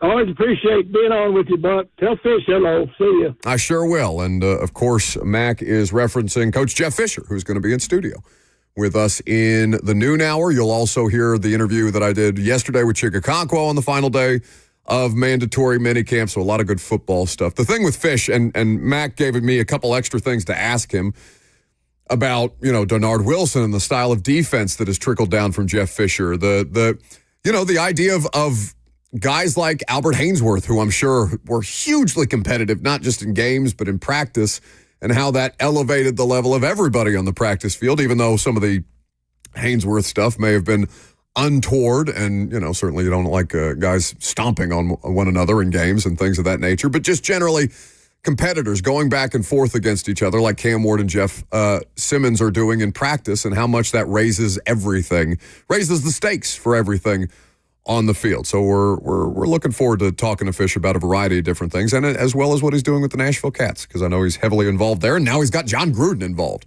Are we gonna have Fisher give us the hookup on the John Gruden interview? Because the handler for him at Barstool told me he's just not doing radio interviews. Well, we're not technically a radio interview; we're a YouTube interview.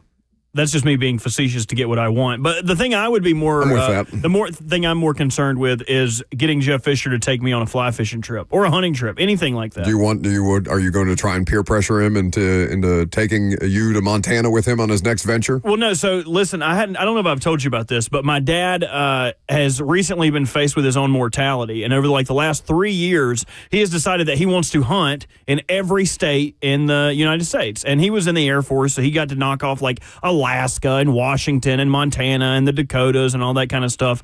But he is going to every state. He's got a trip to Illinois. He's got a trip to I don't know where the hell he's going. I'm not invited. These are like $10,000 hunts that he is only allowed to go to. So I'm interested in where his favorite places to hunt around the country are. Well, we will perhaps find that out from Jeff Fisher when he joins us in studio at 1220, 615-737-1045. You guys have phone calls that you want to chime in on, so we'll get to those coming up next. Don't forget, Chig at noon, Jeff Fisher at 1220. A lot more fun. We got Friday Fire. Do I have things to give away? We do. We have tickets to Nashville SC. Okay, when's the game? All right, while you figure out when the game is, I'll take this call, and then we can give away the Nashville SC tickets. Andrew in Nashville is next. Hey, Buck, how you doing? Good. I just wanted to say, Bert, I have a friend who's also doing the 50-state challenge with hunting, so if you want to join him. I need some place in Kentucky. Whoever wants to let my dad kill a rabbit or a deer. He's got a farm in Kentucky, so I'll let him know. But what I was going to ask is, I know you hate this question because we're in T-shirt and shorts, don't really know much, but what do you think the ceiling for this team is if Cam Ward succeeds? Do you see it? Jaden Daniels, I think, is a little bit far-fetched. You think it's somewhere between C.J. Stroud or Bo Nix, or a little bit less? I'll sit and listen. Yeah, no, I mean, I don't hate the question, Andrew, and I completely understand it. C.J. Stroud did things as a rookie that blew us away. Jaden Daniels just had arguably the most successful rookie campaign that a rookie quarterback has ever had. And for a franchise that is it, I mean, how much bigger is the Jaden Daniels hype because of who he did it for, right? Washington being just godforsaken. My entire lifetime, the Washington football team has never mattered in my entire lifetime except for that one RG3 year. His rookie year. And then who was the Heineke? Didn't Heineke make the playoffs with them and then they lost to Tom Brady? Something like that. That's a frisky Washington team. But other than that, one of the most storied franchises, one of the most famous franchises, one of the biggest fan bases anywhere in the NFL, they've been irrelevant. And Jaden Daniels just brought them back to the NFC Championship game. And so expectations are sky high. Bo Nix would have been the rookie of the year if not for the presence of Jaden Daniels. So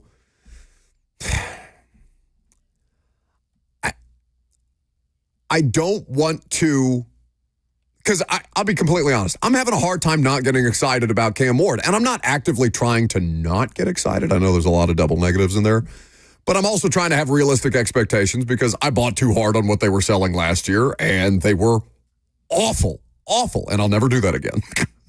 Not just for them, for anybody. Something unprecedented has happened in the nebulous prize bucket. The prize has changed. What? No longer are you going to get tickets to go see Nashville SC, despite it being an incredible game, incredible environment. It has been upgraded. So now you're going to be able to go see Nelly. Ooh. 9/16 this year. I don't know where. It just says the date and Nelly. Okay. But it's impressive if you're a Nelly fan. We'll give away those Nelly tickets here in just a second. Let me say this, though. All right, I'm going to put my expectations for Cam Ward lower than any of those three players that you just mentioned, all right, because they did something that I don't think a lot of rookie quarterbacks do. Statistically, most rookie quarterbacks don't. Cam Ward is on a football team that has a lot more questions then I would argue, well, Jaden Daniels and the Commanders really came out of nowhere, but that's the shooting star in this equation. Houston had been building up their roster based on that Deshaun Watson trade for years prior to C.J. Stroud arriving there, and then C.J. Stroud hitting is the thing that helped, or at least is going to help them get it over the top. Bo Nix is as unexpected a success as I think anywhere, at least externally, even though Sean Payton figured out, yeah, that's my guy, and I'm going to make this work, when Russell Wilson definitively wasn't. Think about how much worse the Russell Wilson experience was with the Denver Broncos than Bo Nix, and that's a crazy thing to think about, but now we just consider it commonplace. For me, if Cam Ward keeps them in the hunt, like that in the hunt graphic, if he's just hovering around, I don't have any expectation that they're going to make the playoffs. I think that's a little high, even though the division's terrible. I just want them to be fun. I want them to be interesting. I want him to keep them in the mix. And I know that's a pretty generic way for me to talk about what my expectation for or what your expectation should be, but I think that's the most fair one. And then if he exceeds it, you can call in here and tell me to suck it, and I don't know what I'm talking about, and all these other things, but let's keep our cool, or what's Coach Mack say? Keep your powder dry about Cam Ward, even though it's almost impossible to not get excited about him right now. And I will not begrudge any of you who are excited about Cam Ward right now. All right, we're giving away Nelly tickets. All you got to do is give us a moment of positivity, the thing that put a smile on your face, whether it was in your home life, your work life, or your sports life, your Friday Fire. 615-737-1045 is the number. We'll give you ours coming up next.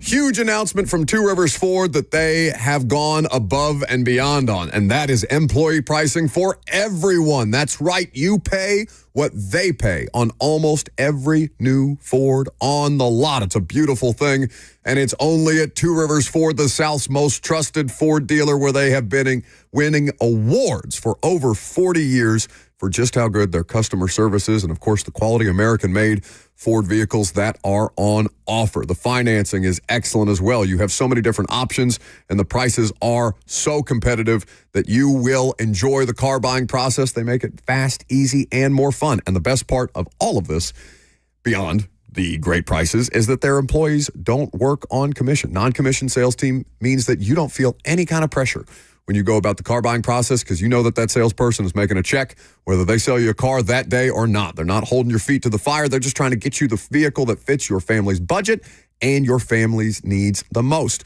So go to Two Rivers Ford in Mount Juliet or online at tworiversford.com, the South's most trusted Ford dealer.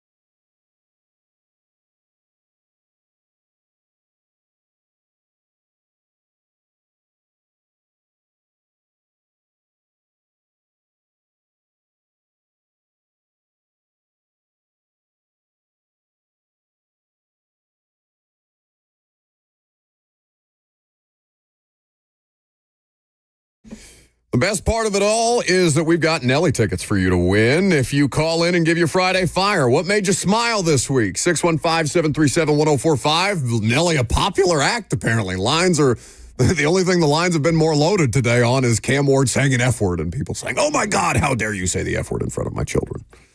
Or not caring at all, which is the appropriate response.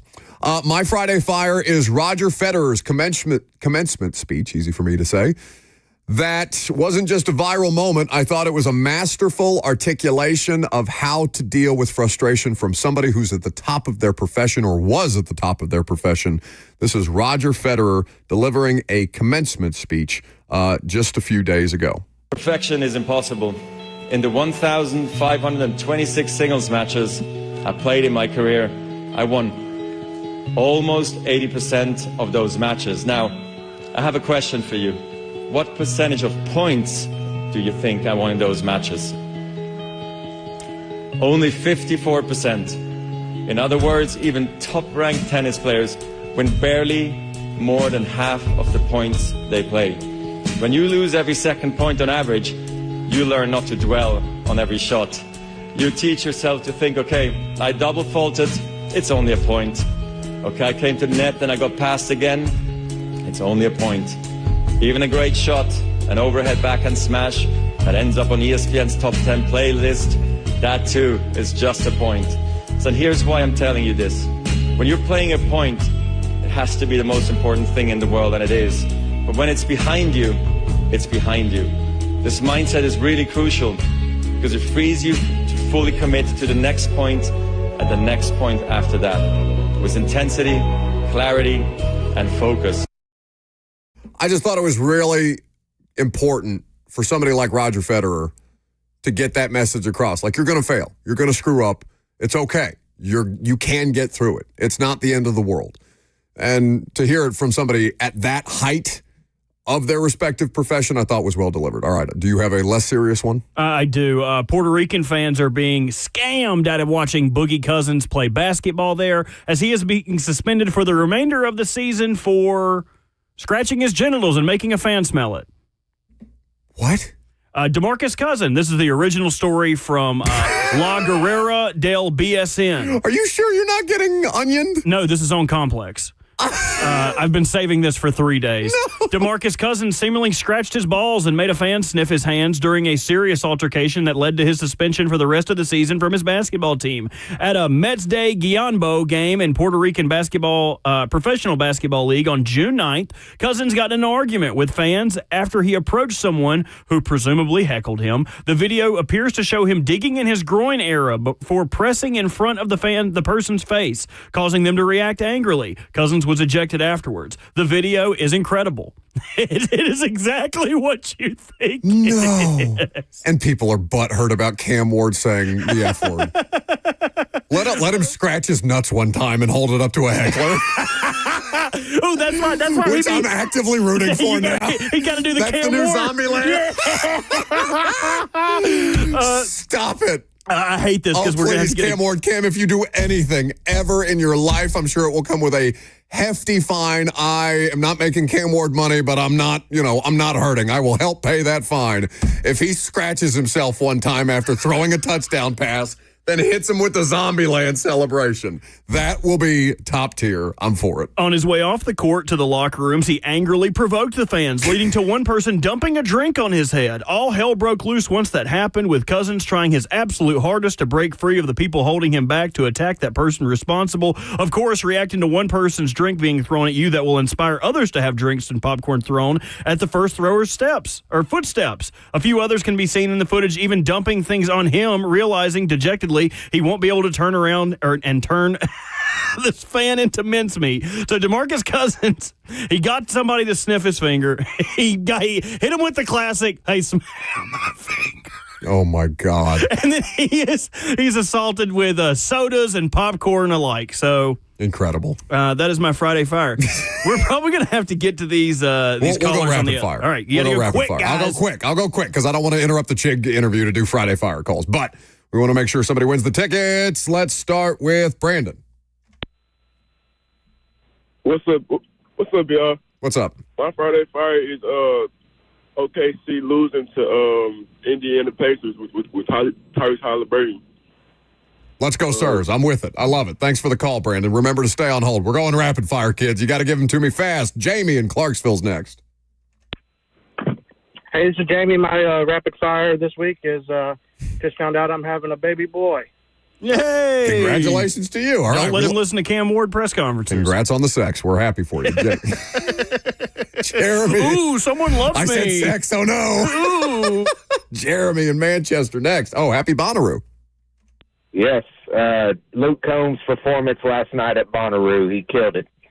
He's like one of the first country headliners Bonnaroo has had. Thanks for the call, Jeremy. I do have a little bit of FOMO, but are we going to pilgrimage to see John Mayer? Do we know that yet? We don't know that, but I'm down for that. Oh, They are killing you in the F&M Bank chat. Buck volunteers to be the first sniff. Oh, that's great. Joshua in White House is next. I'm sorry. That one cracked me up. Hey, I'm picking up my daughter from 4-H camp. You guys should see her face right now. The excitement of not being around electronics for an entire week, being able to shoot guns, being able to do like everything that kids should be able to do. It was great. And I got a new job this week that's going extremely well with the same company that I'm working at. Look at that. 2 Friday fires. We're happy for you, Joshua. Give them babies guns. All the things the kids are supposed to do. Firearms. With the right supervision. Yeah, absolutely. Zach in Franklin is next. Yes, sir. How y'all doing? Good. I'm going baseball, man. We're going to talk about Murray State baseball going to Men's College World Series for the first time.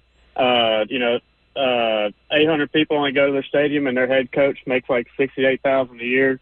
That's the grass himself, and they're going to Omaha. It's pretty badass. Awesome. Speaking of guns, John Moran is going to be there, so I'm sure they're excited. That was a mean. That was not fair. Joey, last Friday fire. Go, Joey. So I know. So mine is Ryan Wilson. Keep the good vibrations going with the Beach Boys. You can never, ever let go. I know this is a sports station, but you need to blast the Beach Boys all weekend long. We can make that happen. I appreciate it. All right. Who are you giving the tickets to? I got to go with Jamie with the new baby on the way. Yes, that was very wholesome, and we're happy that he had sex. So, Chig Okonkwo, my interview with him, next.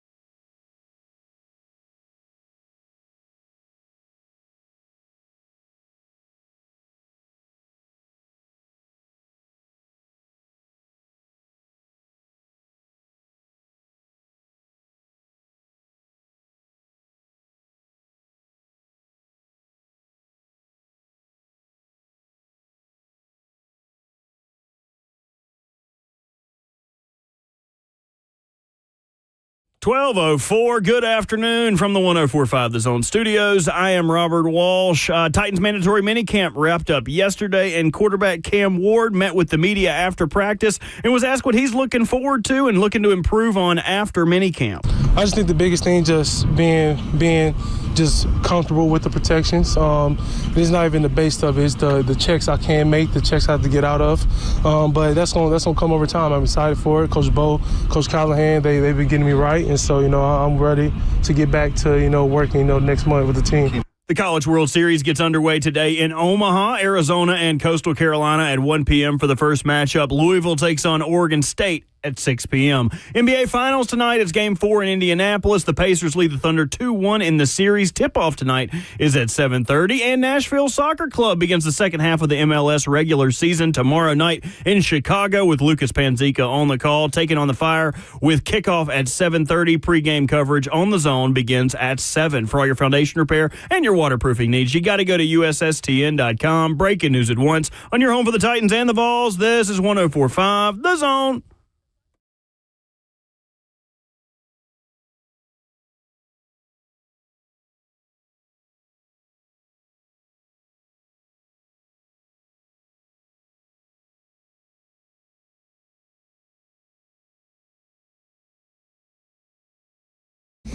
It is indeed the Buck Rising Show, and it's the first one all week I've been here for, but that's all right.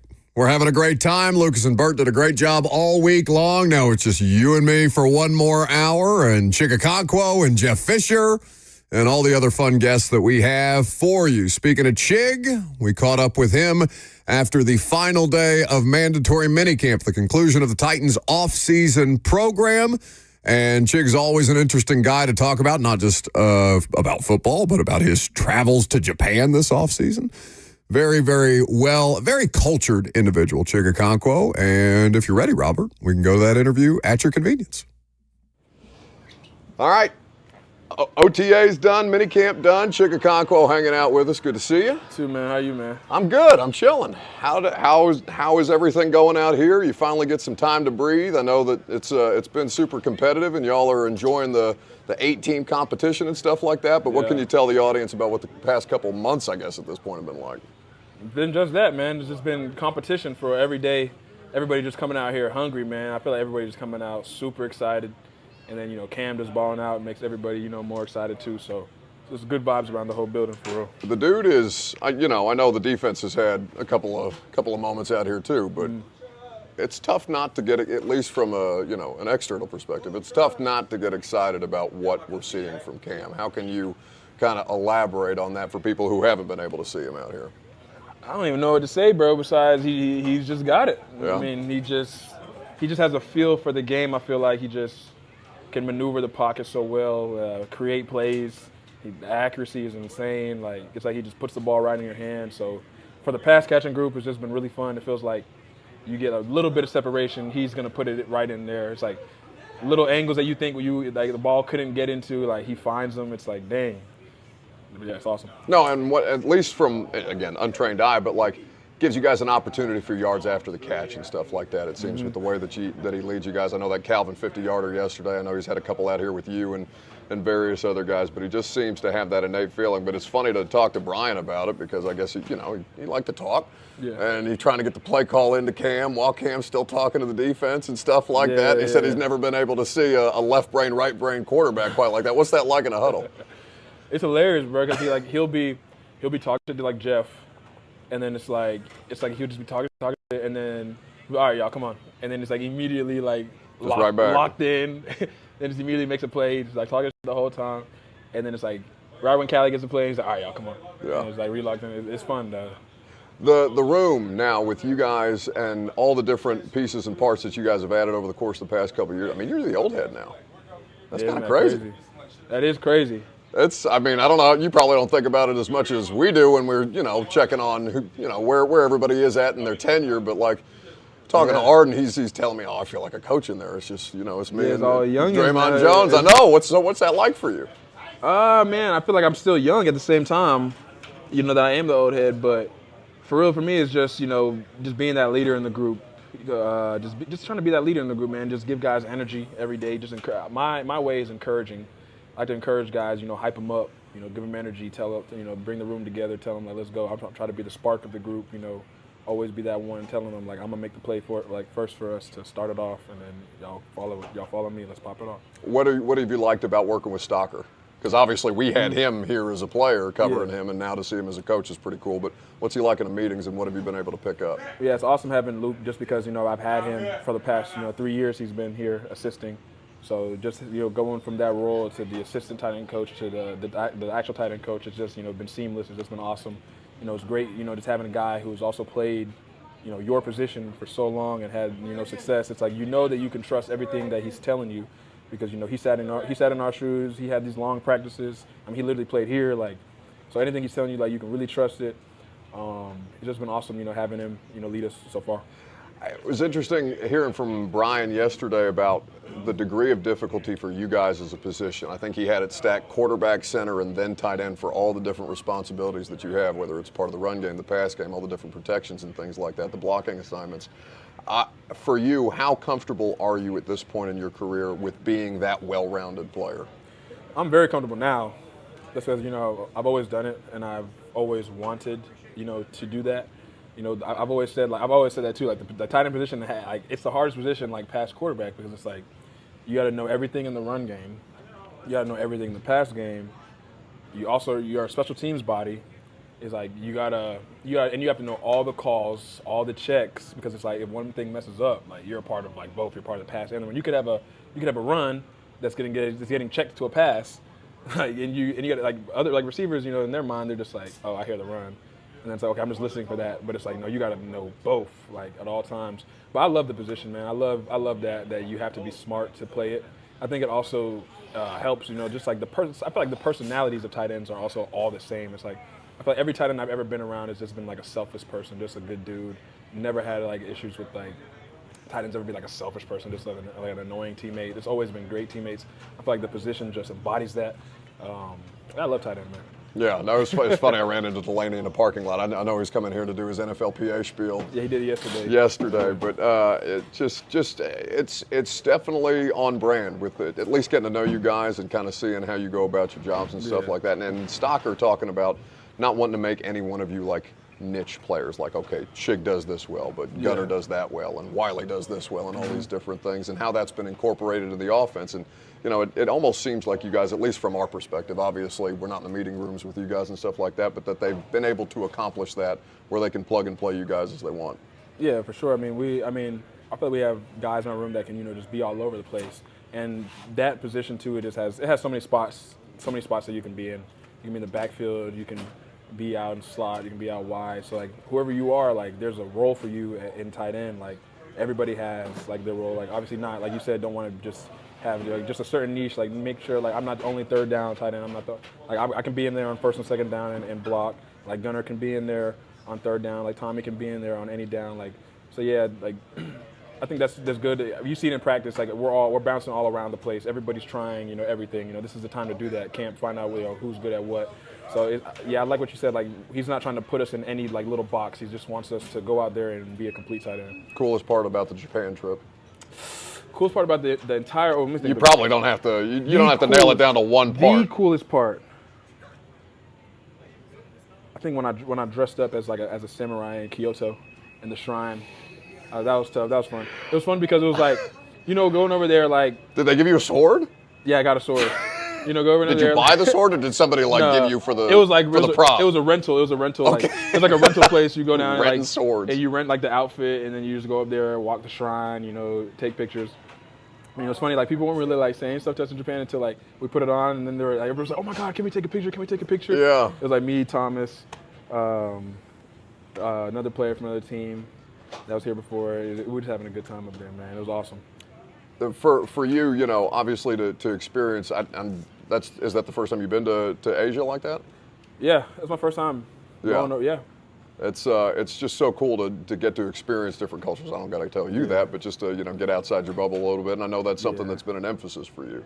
Oh yeah, dude. It's just awesome. If you have the ability to travel the world in your free time, go do it. Go open your mind to all the perspectives. Y'all better be listening to this man. He knows what he's talking about. Seriously. Go open your mind to the perspectives of the world. It'll make you just dream bigger. When you see how big the world is. You're not going to be confined to your little mind. It's like I got to achieve more. Like I got to see more, achieve more. So that's a part of it. Next stop where? Next year I'm going to China, man. Okay. Next year offseason, I think I want to hit China. I want to go see that. I like they have even more like crazy tech than Japan. So I'm like I want to go see what China's talking about. Yeah. But yeah.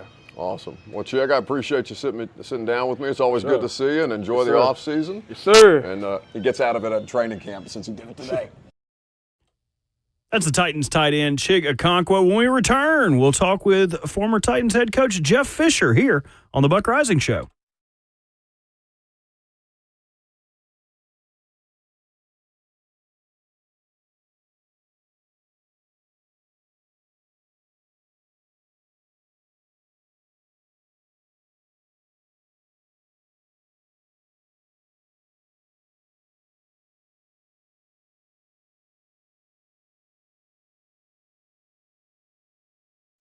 The Tennessee Men's Clinic is such a great resource. It's been such a great resource for guys over the last decade plus working here in Middle Tennessee. And at some point in your life, as your body starts to change, as you start to age, you may be feeling like you've got a little less energy. You may be feeling like performance issues have started to pop up, and you may have resigned yourself to the fact that those things just happen. It doesn't have to be that way. Whether it's low energy or those performance issues that I mentioned, those aren't inevitable. And in fact, solutions exist. The Tennessee Men's Clinic difference is that there's no guesswork and no gimmicks, just real science and effective treatments. Because you don't want to mess with online fixes that oftentimes give you generic pills that are overpriced and most times ineffective. They will offer you at the Tennessee Men's Clinic personalized treatment plans with multiple urologists and providers on hand to tailor solutions specifically to your body and to your goals. Their men's services are comprehensive, whether it's ED treatments or testosterone and other options that many guys don't even know exist. Call them today at 615-208-9090. That's 615-208-9090 or visit them online at TennesseeMen'sClinic.com today.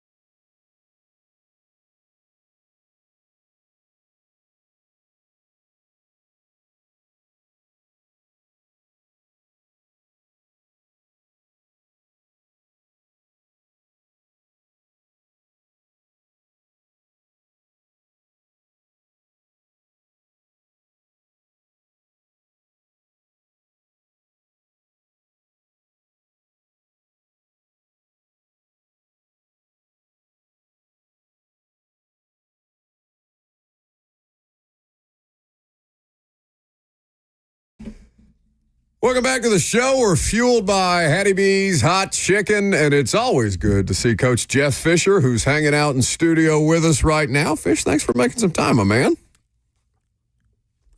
If you could turn it up in his ear a little bit, Robert, he might help him out a little bit, or perhaps I can adjust it for Fish as need be. We got it? We got it now. Okay, we're living. Baby. It's good to see you, I'm bud. here. Good to see you as well. Thanks for the opportunity here. Absolutely. Good to come in and talk a little ball with you. Oh, yeah. Well, there's a lot less ball about to happen in the next 6 weeks, so as much as we can stretch it, Fish, around here. We'll do it. Yeah, it's a 6-week. I remember those 6 weeks like they were yesterday, man. You just go, oh, my gosh. Let me just get through these 6 weeks and get everybody back in the building. Yeah, and for you, I'm sure the offseason program was significantly different than what's collectively bargained now. I know we've talked to you about Bill Callahan before and the impact that he's getting ready to have here, and obviously you're intimately familiar with Bill throughout the course of his career. You guys having some fun games against one another, but he had a really good. In fact, can we play that audio for Fish of Bill Callahan yesterday talking about why the offseason structure right now kind of hurts player development as far as he's concerned? You let me know when you're ready, Bert, and we'll go. Let's hear from Bill Callahan yesterday after Titans, or I guess before Titans minicamp. It was a little bit different than a year ago. The drill progression has evolved, which has been a lot of fun. We've really kind of got into the dynamics of movement skill sets and changing their strikes, changed their footwork a little bit. For the fans out there, it's just a lot of detail stuff that they've worked on and that they've improved on. No pads, obviously, Coach, but is that disappointing? It is a little. I know it is really for you, hard. right? Yeah. It's hard. But From what you've seen from Dan Moore, has he been everything that you anticipated in getting in him? So far, so good. Yeah. You know, like I mentioned the last time, for all these guys, it's that time of year where the common expression and the saying is we'll see, as you get into camp. I think it's important to have periods like this, where you're amping up and ramping up to get better. And then all of a sudden it comes to a close, and then you're dead for 5 weeks. So the kind of the periodization, from the league standpoint, it'll probably change in years to come, I think, because, if you're training for a world-class competition, if you're an elite athlete getting ready for an Olympic contest, it's kind of insane to practice these 8 or 9 weeks and then all of a sudden shut it down and go on vacation for 5 and then all of a sudden come back in the middle of July and ramp up and go compete at a high level again. So it doesn't make sense. You know what I mean? So I think as the years move on, I think the periodization will kind of dovetail right into a training camp, which is probably smarter. I don't know if the players would like that or not, but from a sports science aspect, it would be a lot smarter. I think to help the player, kind of merge into the phase that we want to get into. So that's Bill Callahan yesterday, Fish, talking about it. And I wonder what your thoughts on it are, because I'm sure it's frustrating as a coaching staff, understanding that those things are collectively bargained between the league and the union, the players' union. But it does seem to inhibit players when you go through all this intensive work. You give them 6 weeks off, and then they come back and have to kind of reset the board. I think when you talk about collectively bargaining the offseason, the other side, the Players Association, and I've done a lot with the Players Association over the years, and I have great respect for them, but there are a lot of former players, and they forget what it was like when they were first out of college and they came in, they're trying to learn a system, trying to get into shape, trying to do all these things in anticipation of their first training camp. Those guys now would prefer not to play any preseason games, not to have any off-season program, and just show up and for the season and go. That's kind of where you can see, not that it'll ever get at that point, but yeah, it's I can see where it's frustrating, becoming more and more frustrating. That 6-week period, the downtime is really, it's always been a concern. It was a concern. You do everything you possibly can to get them to that point, and then you got to cut them loose. And, I'll never forget the meetings that I had that last OTA or that last off-season program day where you're getting ready to cut them loose and all the do's and the don'ts. And here's what, stay off off the jet skis, and the fireworks, and just you name it. There's always going to be some issues that you guys come back to camp with, and on top of that, you're progressing.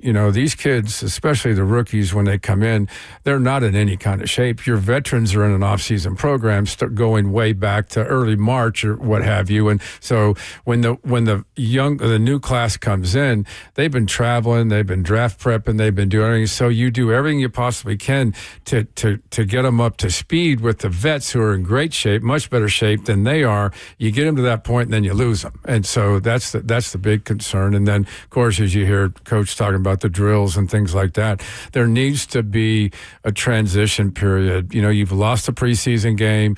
You're into one-a-days. You may have some joint practices with another team, but there's just not enough reps. So it's really frustrating from a coaching perspective. You've dealt with a handful of rookie quarterbacks in your career. Some number one overall picks, and the Titans now have one in the house in Cam Ward. And I'm sure it changes year to year, and it depends on the specific player type and personality, and no one player is created, it has an equal out there, even though comparisons are made year in and year out on social media and stuff like that. The degree of difficulty to developing a rookie quarterback under the current constraints versus what you guys were able to do throughout the course of your career, how much do you think that has changed, in speaking specifically to what Bill Callahan is talking about there, even though he's running that through the prism of a left tackle that they just got in the building? Right. Every prospect, every quarterback's different. Their needs are different. The experience level is different. I mean, I'll go back recently to Jared Goff, for example. Jared really, at Cal, he didn't call any plays. He didn't identify a mic and protection. The play would come from the sideline on the cards. And basically, Jared says, run the play, ready, break. And so look to the right, everybody's looking, snap your hands and go. And they go. And so, getting in a huddle and calling a play was a challenge early on for Jared. Now, there's stuff that Cam's been through. Now, I'm just looking at it from a casual observer, and I pay close attention to it. If there's anything good about NIL, it's as it relates to players, more specifically as it relates to quarterbacks. In Cam's situation, you have a young prospect that has been in 3 different systems. He's had 3 different locker rooms. He's had 3 different systems. And so he's used to that. So the install and how he carries himself. And so I think this, the NIL deal and what Cam was through was beneficial for him as he steps on campus, if you will, with the Titans, and to go from there. So I think he's prepared mentally, emotionally. He's probably already got. They've already installed the offense once already. He's gonna guarantee he's gonna stay in the book, and he's gonna be doing everything he can over this break. And when he comes back in, they're gonna reinstall again. So, in the perfect world, you're installing your offense 2 or 3 times before the regular season starts, and so he'll have plenty of time to evolve, to have an understanding of what he's doing. The challenge, I think, for him is how he assimilates and can process the offensive system, and how far you can take him with it early on. So some guys Patrick Mahomes, he sat and watched for a year. Yeah. And so everybody's different. But I think he's, of all the guys that have come out recently, I would think that Cam has a chance to be a day one starter and be productive. Now, that all really is heavily dependent on the cast and crew that's surrounding him, and how much protection he has, and what their approach is, and where their running game is. I mean, it's pretty simple. If you can control the football and run the ball a little bit, your quarterback's going to have a lot more success. Yeah, just to ease the degree of difficulty on him, for sure. And some teams aren't able to do that, and you put yourself in bad situations, or you're dealing with bad offensive line situations, and it can turn into a mess quickly. But to your point, the formula is simple. Coach Jeff Fisher is hanging out in studio with us on behalf of the Nashville Cats. We'll get to what's going on with the Cats here in just a second, but their next game is coming up tomorrow at 5 p.m. You can be in the building. Tickets are available at NashvilleCats.com.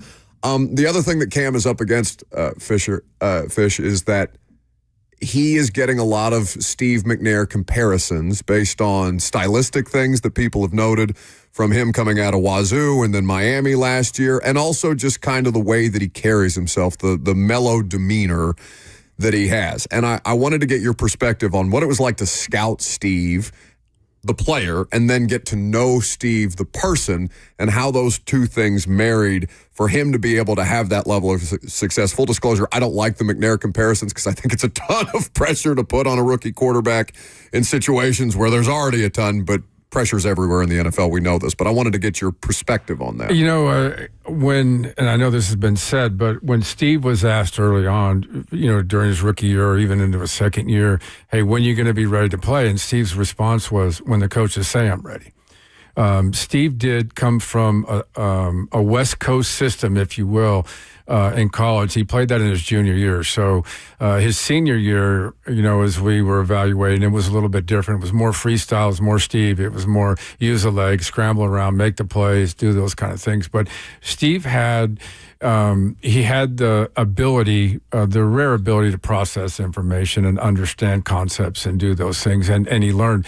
The problem is that Steve just didn't have a lot of time, coming into his rookie year. In Houston, he was slated to start in a preseason game. The game was canceled and, because of the field and all those kind of things. And then, his first real experience in the NFL, we happened to be going up against Arizona Cardinals and Buddy Ryan. And Buddy had just left the Oilers, and Buddy had everybody on the line of scrimmage and blitzed him every play. And it was a nightmare. It wasn't good. There was nothing productive about it. And so what we did and the way we handled Steve was, we wanted to get him experience in his first year. Mind you, that's come in and play if we're trailing by a lot and we'll mop up, or if we're ahead or there's an injury. And so he got valuable experience his first year. And then, we kind of moved into the second year. By the third year, people were asking me, how is he? I said, well, hey, just watch. This guy's going to be pretty good. And, even in year 3, 4, and 5, when he was really starting to come on the scene and winning games for us, people would ask, is he a top 5 quarterback? And at that point, I couldn't answer that question, but I certainly could say he's a top 5 football player. And that's what he was. He was a football player first. And then, as he moved into and really fine-tuned the quarterback position, then, of course, he's a co-MVP. But are there similarities between the two? Physically, I don't think you're going to ever find anybody that matches Steve's physical characteristics, the toughness, the strength. And, I remember there are so many times when it's like, hey, bud, you need to freaking get down. And his response was, if you're going to call a quarterback draw or you want me to run this thing, I'm a runner. Okay, if I'm a passer and I'm going to, if I'm going to extend and do what I have to do, I'll be careful and avoid contact and things like that. But he was quiet. He wasn't really outspoken. He wasn't that guy that would step in and call a team meeting or grab the team in the locker room, stuff like that. He was more of that quiet leader, and people really respected. So, when sometimes guys are going to yell and they're going to, talk trash and things like that, Steve spoke softly, and when he spoke, people bent over and listened to what he had to say. Cam is different, at least in the early exposure, specific to that trait. This is, speaking of playing audio for Coach Fisher, hanging out in studio with us. Let's hear from Brian Callahan now, talking about how to deliver a play call to a quarterback who's still trash-talking the defense while you're talking to him. Yeah, I'm not. I'll be honest. I'm not used to calling plays to a quarterback who's usually still talking when I'm talking to him. And that's great. And so I asked him after practice, and I said, just help me out here. I said, do you need me to wait till you finish? And he goes, no. He goes, I'm listening. So he's hearing what I'm telling him, and it was a pretty remarkable to see all the things going on and how much he's talking, but like his brain is still like with me, I guess is the best way to put it. Like when I'm calling a play, he's doing all he's doing, but he's listening to everything I'm telling him, and he enters right into the huddle and he calls a play and doesn't script the play call. And I thought that was actually kind of remarkable. I know I couldn't do that. So that's just kind of who he is. That's his personality. And again, if it was something that I felt like was detrimental to his ability to manage the offense and call it in a huddle and all that, I'd probably have a couple things to say to him, but he didn't miss a beat when it came to calling the play and being on top of it and then executing when it came time to execute. So it was a new experience for me, but it was fun. It's just funny to watch him out there, Fish. And the fact that, Jeff Simmons is on the other side doing the exact same thing, John right back at him, and the way that it seems to raise everybody's intensity without, derailing practice. Like when you talk about leadership and the way that Steve led, and I know you dealt with a variety of different players across your career, and how important it is to have not just one individual leader, because there's just too many things on a football team, but that brain trust, essentially. How you as coaches balance that act, because you're basically playing, and I think I've talked to you about this before, you're playing a little bit of pop psychologist in real time, trying to figure out, all right, this guy with this guy and how they lead is different than how they lead, and this is what I need to do to supplement those things versus just take a hands-off approach and let these guys go, depending on who you're talking about. Well, I mean, what you're talking about is you're just talking about the chemistry that, and again, I have a hard time when people say, well, our locker room and this and that, and it's a family and everybody's, most families are dysfunctional. Let's figure that out. Agree to that to begin with. But you've got a guy that sounds like is rare. He's got some rare traits. He has the ability, according to coach, to stay focused on the play call and his job and his read and all the progression, all that kind of stuff, while at the same time he can continue on a conversation and talk trash with the defense. There's when it comes down to it in the ball game on Sunday, there's a lot of talking going on. Defense is going to do whatever they can to distract the quarterback, and if he's distracted once in because of trash talking and conversation, then everybody's going to continue to do it until he can overcome it. Sounds like it's not going to be a problem for him, but the other thing that's interesting is that if he can focus through that and be new on the scene, he already has a great understanding of the concepts and calls and responsibilities and decision making within the call itself and the play. If he can do that, then when it comes down to it, to making a play, situational type football, understanding what he can do, what he can't do, the odds of him being successful at that are much greater. So it sounds like you got a rare, unique player playing the position. This is just a matter of time. It's just a matter of surrounding him with good people. Coach Jeff Fisher's hanging out here with us. We're going to talk about the Nashville Cats, but I've got one more NFL question for Fish, because they are going on the road at Denver. Sean Payton on offense, Vance Joseph on defense. A lot of stylistic similarities between what Denard Wilson runs here in Tennessee, and I know that's obviously trickled down through the years and a system that you have a great deal of familiarity with. They are sending all kinds of looks at him at any given point. I know, on a certain day they're repping third down, so the defense knows, like, we're just going to be able to tee off. The offense knows that they're coming, and you just have to make the best out of that situation. The degree of difficulty, though, for Cam to go on the road at Denver, afternoon game against the defense that led the league in sacks last year and has the reigning defensive player of the year in Pat Surtain on the other side.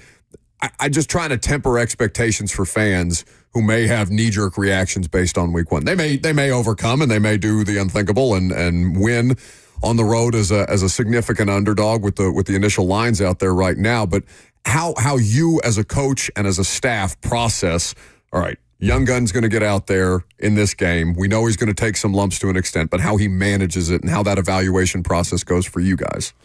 It really, if you, in a situation like that, there's a lot of different ways to handle it. Number one, he's not going to be able to communicate verbally to his teammates because it's going to be so loud. There's no way they're going to be able to simulate that prior to the game. That doesn't happen in preseason, not going to happen at camp. You might have some speakers and noise and things like that, but it's different. Simulate that or the altitude. The altitude, of course, is another issue. I don't think that'll be as big an issue there, but there's ways to counteract those things. You just get up there and go no huddle and go hurry up and go and take the crowd out of it and put the defense on their heels. There's, depending on how far along he is, there's a lot of different options. It's all going to go into game planning. It's all going to be part of this learning experience is the coaches and Cam work together. They'll know what he can do, where his limitations are, and they'll just go. I would expect him to have success. I would expect the coaches to be prepared if pressure and blitzes and those kind of things are problems.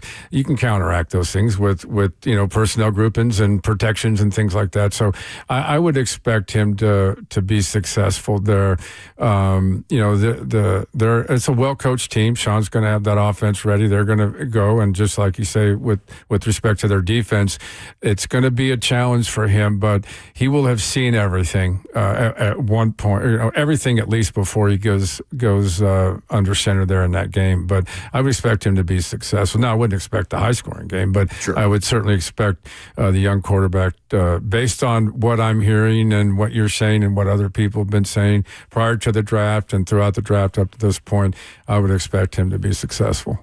Coach Jeff Fisher is hanging out here with us. It's been a successful season for the Nashville Cats. Their next game, they are back at home at F&M Bank Arena tomorrow, 5 p.m. Tickets are available at NashvilleCats.com. This is year 2 or year 3 of involvement for you in arena football? This is 2. Year 1 was we tend to forget about it. We just got through it last year. It was really a great experience for me. I hadn't had really any exposure to the indoor game. Got involved. I was just going to help out, and before I know it, I blinked, and I ended up interim commissioner trying to save the season and save the league. We got a group of owners together that finished the league, and we started a new entity, AF1. So this is our first year under AF1. We got 8 teams right now. By the end of September, we potentially could have as many as 14 to 16 teams in the league for next year. It's been an exciting run this year. We got a 14 playoff format. This is the final game of the regular season for the Cats at home against Corpus, and Cats are in the thick of the playoff race. There's a chance they could end up as high as 2, depending on what happens this weekend, and host the game next weekend here, or they could end up as a 4 seed and go on the road. But nonetheless, we expect them to be in the playoffs, and there'll be just 2 weekends of playoffs. We got 2 games, and then we'll have a final playoff game on the 28th, and the highest seed will host that. So there's an outside chance that there could be 2 games here. We just don't know. We'll find out a lot more this weekend. But really excited and very fortunate to have the leadership that we do, and our head coach and Darren Arbett. He's just a handful of wins away from being the all-time winningest coach in indoor football history, which is pretty impressive when you take into consideration the 50-yard game's been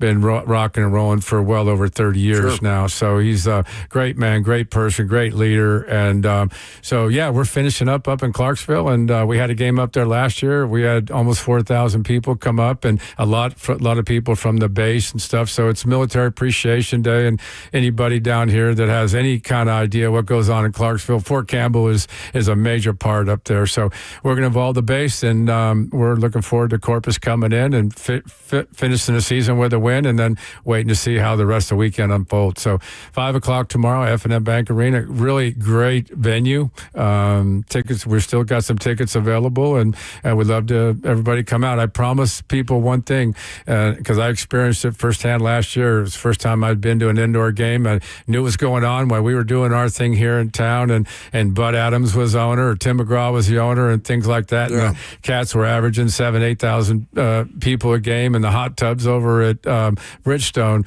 I didn't really know what was going on until about a year ago, but I'm in a position. You know what? You know me. You guys know me. I just want to help. I love the game. Anything associated with that brown thing with laces, I'm in love with. And I think having the opportunity to come here and bring the Titans and the Oilers here and to become the Titans, all kind of stuff, the relationships and the importance of getting out in the community.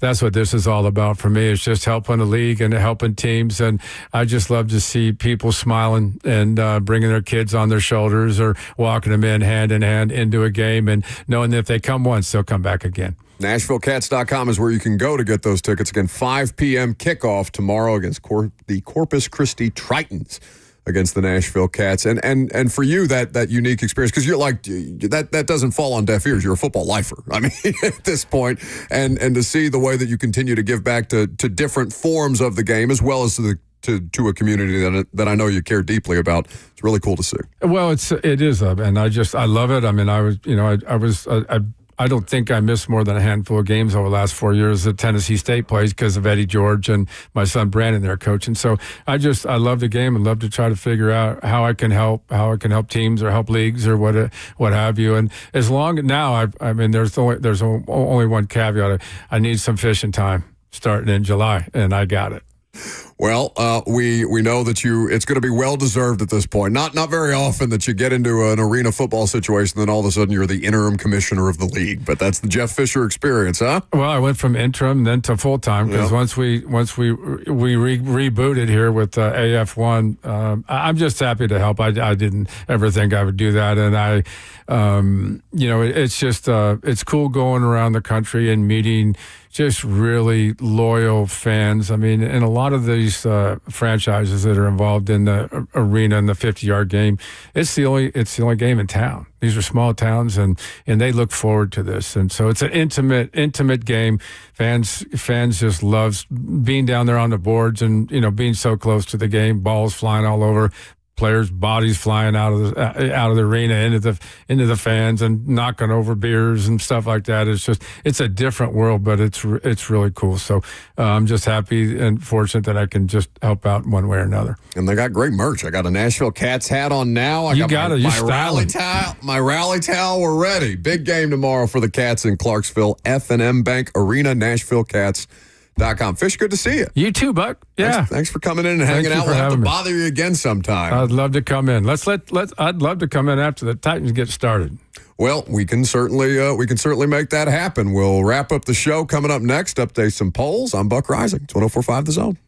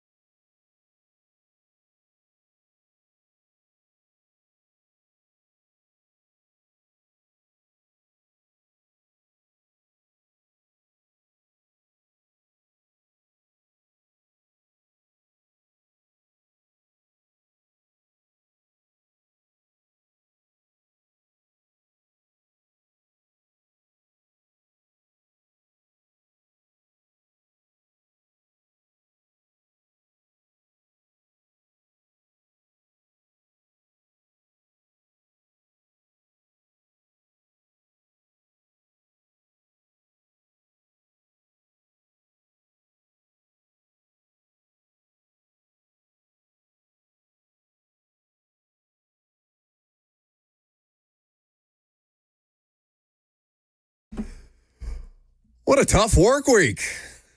One day. Oh, shut up. Shut your mouth. I think we should do this every week. I think I should make all the money and work one day, and Tweedledee and Tweedledipstick should come in here, and you can host the show, and the audience can enjoy that and enjoy that I'm away for a time, and I'll still make my check and keep on keeping on, baby. I love this week. This was great. I don't understand why the numbers are so bad today. And then I remembered Big Booty Lucas is not here. Oh, yes. He's been carrying the weight, not just of his ass, but of the streaming numbers. No, it's a Friday in June. We don't expect people to be hanging out here with us too diligently, especially when there's not active football going on. But not to brag on us here, bud. We're doing pretty well. Are we? We don't talk about the taboo stuff like the ratings and things like that. We don't need to puff out our chest. Mine's puffed. Well, naturally. Yeah, I was gonna say there's to the point where it may need some support, depending on your size. Nah, these days. let them hang, baby. Yeah. Let them hang. Well, if we took you back to Bonnaroo, they would for sure be. Those things would be flopping. I'll tell you where they're going to be flopping at this weekend, and why I'm the loser of this Lucas to Chicago Panzeca paradox that we're in. Because you got stuck babysitting me today? No, because me and Lucas, Cheyenne and I have been doing a ritual for the last week or two. Nashville Shores, we renewed our memberships, and we go as soon as the doors open. Gross. Soon as the doors open, there's no lines for slides. We can just get in the wave pool, stay about an hour and a half, 2 hours, and then hit the road. Lucas was supposed to go tomorrow morning with me. The Nashville Shores? Yes, because Cheyenne has found a ride that she loves. They have a ride that has a 10-foot drop involved that I was not aware of. My dumb ass just went up the stairs and was la-di-da-ing the whole way. And we get going through it, and I'm like, why were we so high up? Like, why'd we have to start so high? And then you come around this dark corner just to see light about 10 feet below scary. you. I don't like that. I did not like it either because I was in the back. I had to ride it. Oh, no. And it wasn't like a gradual drop. It was like going flat into, just like you just fell out from underneath yourself. Cheyenne has told me that I am going to ride it or I will not enjoy my weekend. So I guess I'm going to have to, again this weekend. I hate that for you. I am thoroughly enjoying, I wanted to congratulate Lucas on his, because he's going to do pre and post back here in studio for Titans Radio. Yes. And he did his Westwood one. Like I was, I'm going to say this because he's not here, but I was legitimately proud of him for the way that he did the Westwood one thing, even though he was dressed like a substitute teacher for reasons that were beyond me. And then our audience was very quick to Photoshop him into a classroom where he was teaching soccer formations and things like that. But I also wanted to make fun of him because so I guess the Titans radio crew came in here at some point this week. Yeah, to end the show. It was the whole gang. Amy, Taylor Zarzer. For the morning show. Yeah, Coach Mack, Rhett, the whole gang. So they came in here, yeah. And there's a picture of the gang's all here. And yeah, it was a very nice photo. They're sitting on, yeah, sure, lovely photo. Sitting on my side where I guess Will and I and Brent and Zach sit. But what I noticed in that picture is that Will's microphone is on. Did they take a picture on the air, like whilst doing live radio? I believe so. I think that was what happened. Whose idea was that? Because that screams to me, Lucas got very excited. He wants everybody to see him as a part of Titans Radio. He asked Ramon Foster, an 11-year NFL player across from him, who was not a part of the picture, but I'm sure was Ramon not tasked with taking the picture? He was. They told him they didn't want him in there. He was part of that Vols team. Sure. He wasn't allowed to be a part of their broadcast. I believe that was Zsa Gabor, Taylor Zarzer that recommended they take a picture live on the air. Well, because I felt that was so hilarious and probably wretched radio of everybody just stopping in the middle of things. Not that I'm any expert on good radio, but everybody just stopping in the middle of things. I'd like to blame it on Lucas. I don't care if it was Zarzer's idea. Like I'm in my head, that was Lucas being like, please take a picture with me and the rest of the Titans Radio crew. Look at me and all my new friends. So I'm gonna say that was Lucas's cringy idea. Happy for him, though.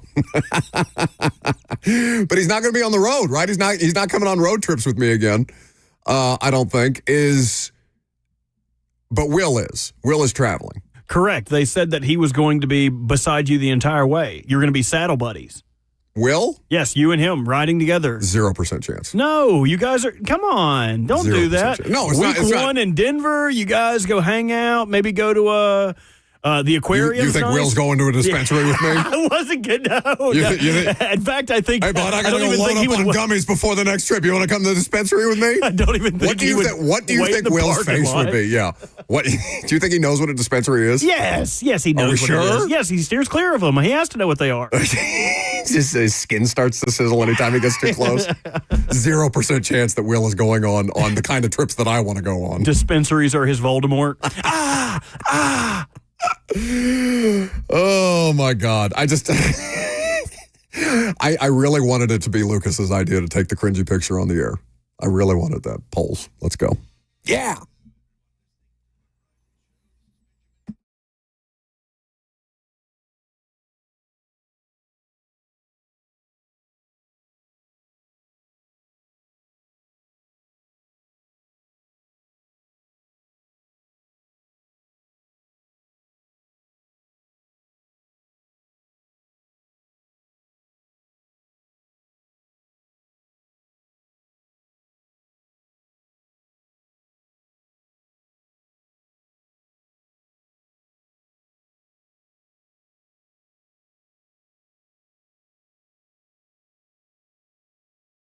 The polls brought to you by Two Rivers, Ford, the most trusted Ford dealership in all of the South. Who is the most interesting Titans player not named Cam Ward? We got a couple submissions here for Jarvis Brownlee Jr. I didn't hate that. A couple Xavier Restrepos, D. Good listing the entire potential offensive line for the Titans, and Femi Oladejo getting some love. L'Jarius Sneed, I saw yesterday with my own two eyes. It was family day, and then the PR people saw him walking out of the facility as we were walking towards him, and they were just, waving their head. Get away. Get out of there. Come on. He got a grand jury indictment, potential grand jury indictment hanging over his head, which is also what makes Jarvis Brownlee Jr. very interesting. What is Cam Ward's most important trait for the Titans' success? Dewey Cheatham and Howe says decision-making. Caleb says don't turn the ball over 3 times a game, for the love of God.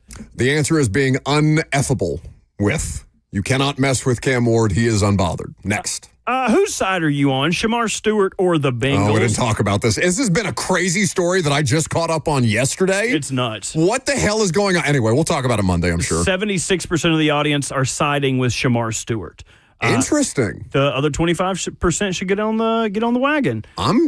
So you're Team Shamar here? I am Team Shamar. Really? Okay, well, we'll flesh that out later. What's the most important or most positive thing you saw in sports this week? Antonio Brown going to prison by Ike. Thank you, Ike. Not the name of the game. Karen Reeves with Christian Moore, VFL, being called to the big leagues. That's pretty cool. David Prentice saying, terrible show today. Again. Thank you, David. Have a great weekend. Well, that wasn't my fault all week. What did you do all week? Just I think he's alluding to the last time that you hosted, last Friday. It has literally been a week since you have been on this show. You haberdasher. Not even sure what that means, but it sticks. Oh, it makes the money is so much sweeter when I don't even have to work for it anymore. I can't keep doing this. I can't keep getting away with this, but you know that I will. Those the polls? Yes. Very good. That's the show. We appreciate you guys hanging out here with us. We will be back in full force on Monday. Lucky for you. Have a great weekend. It was good to hang out with you again. I missed you, even if you didn't miss me. No prime time tonight, just 615.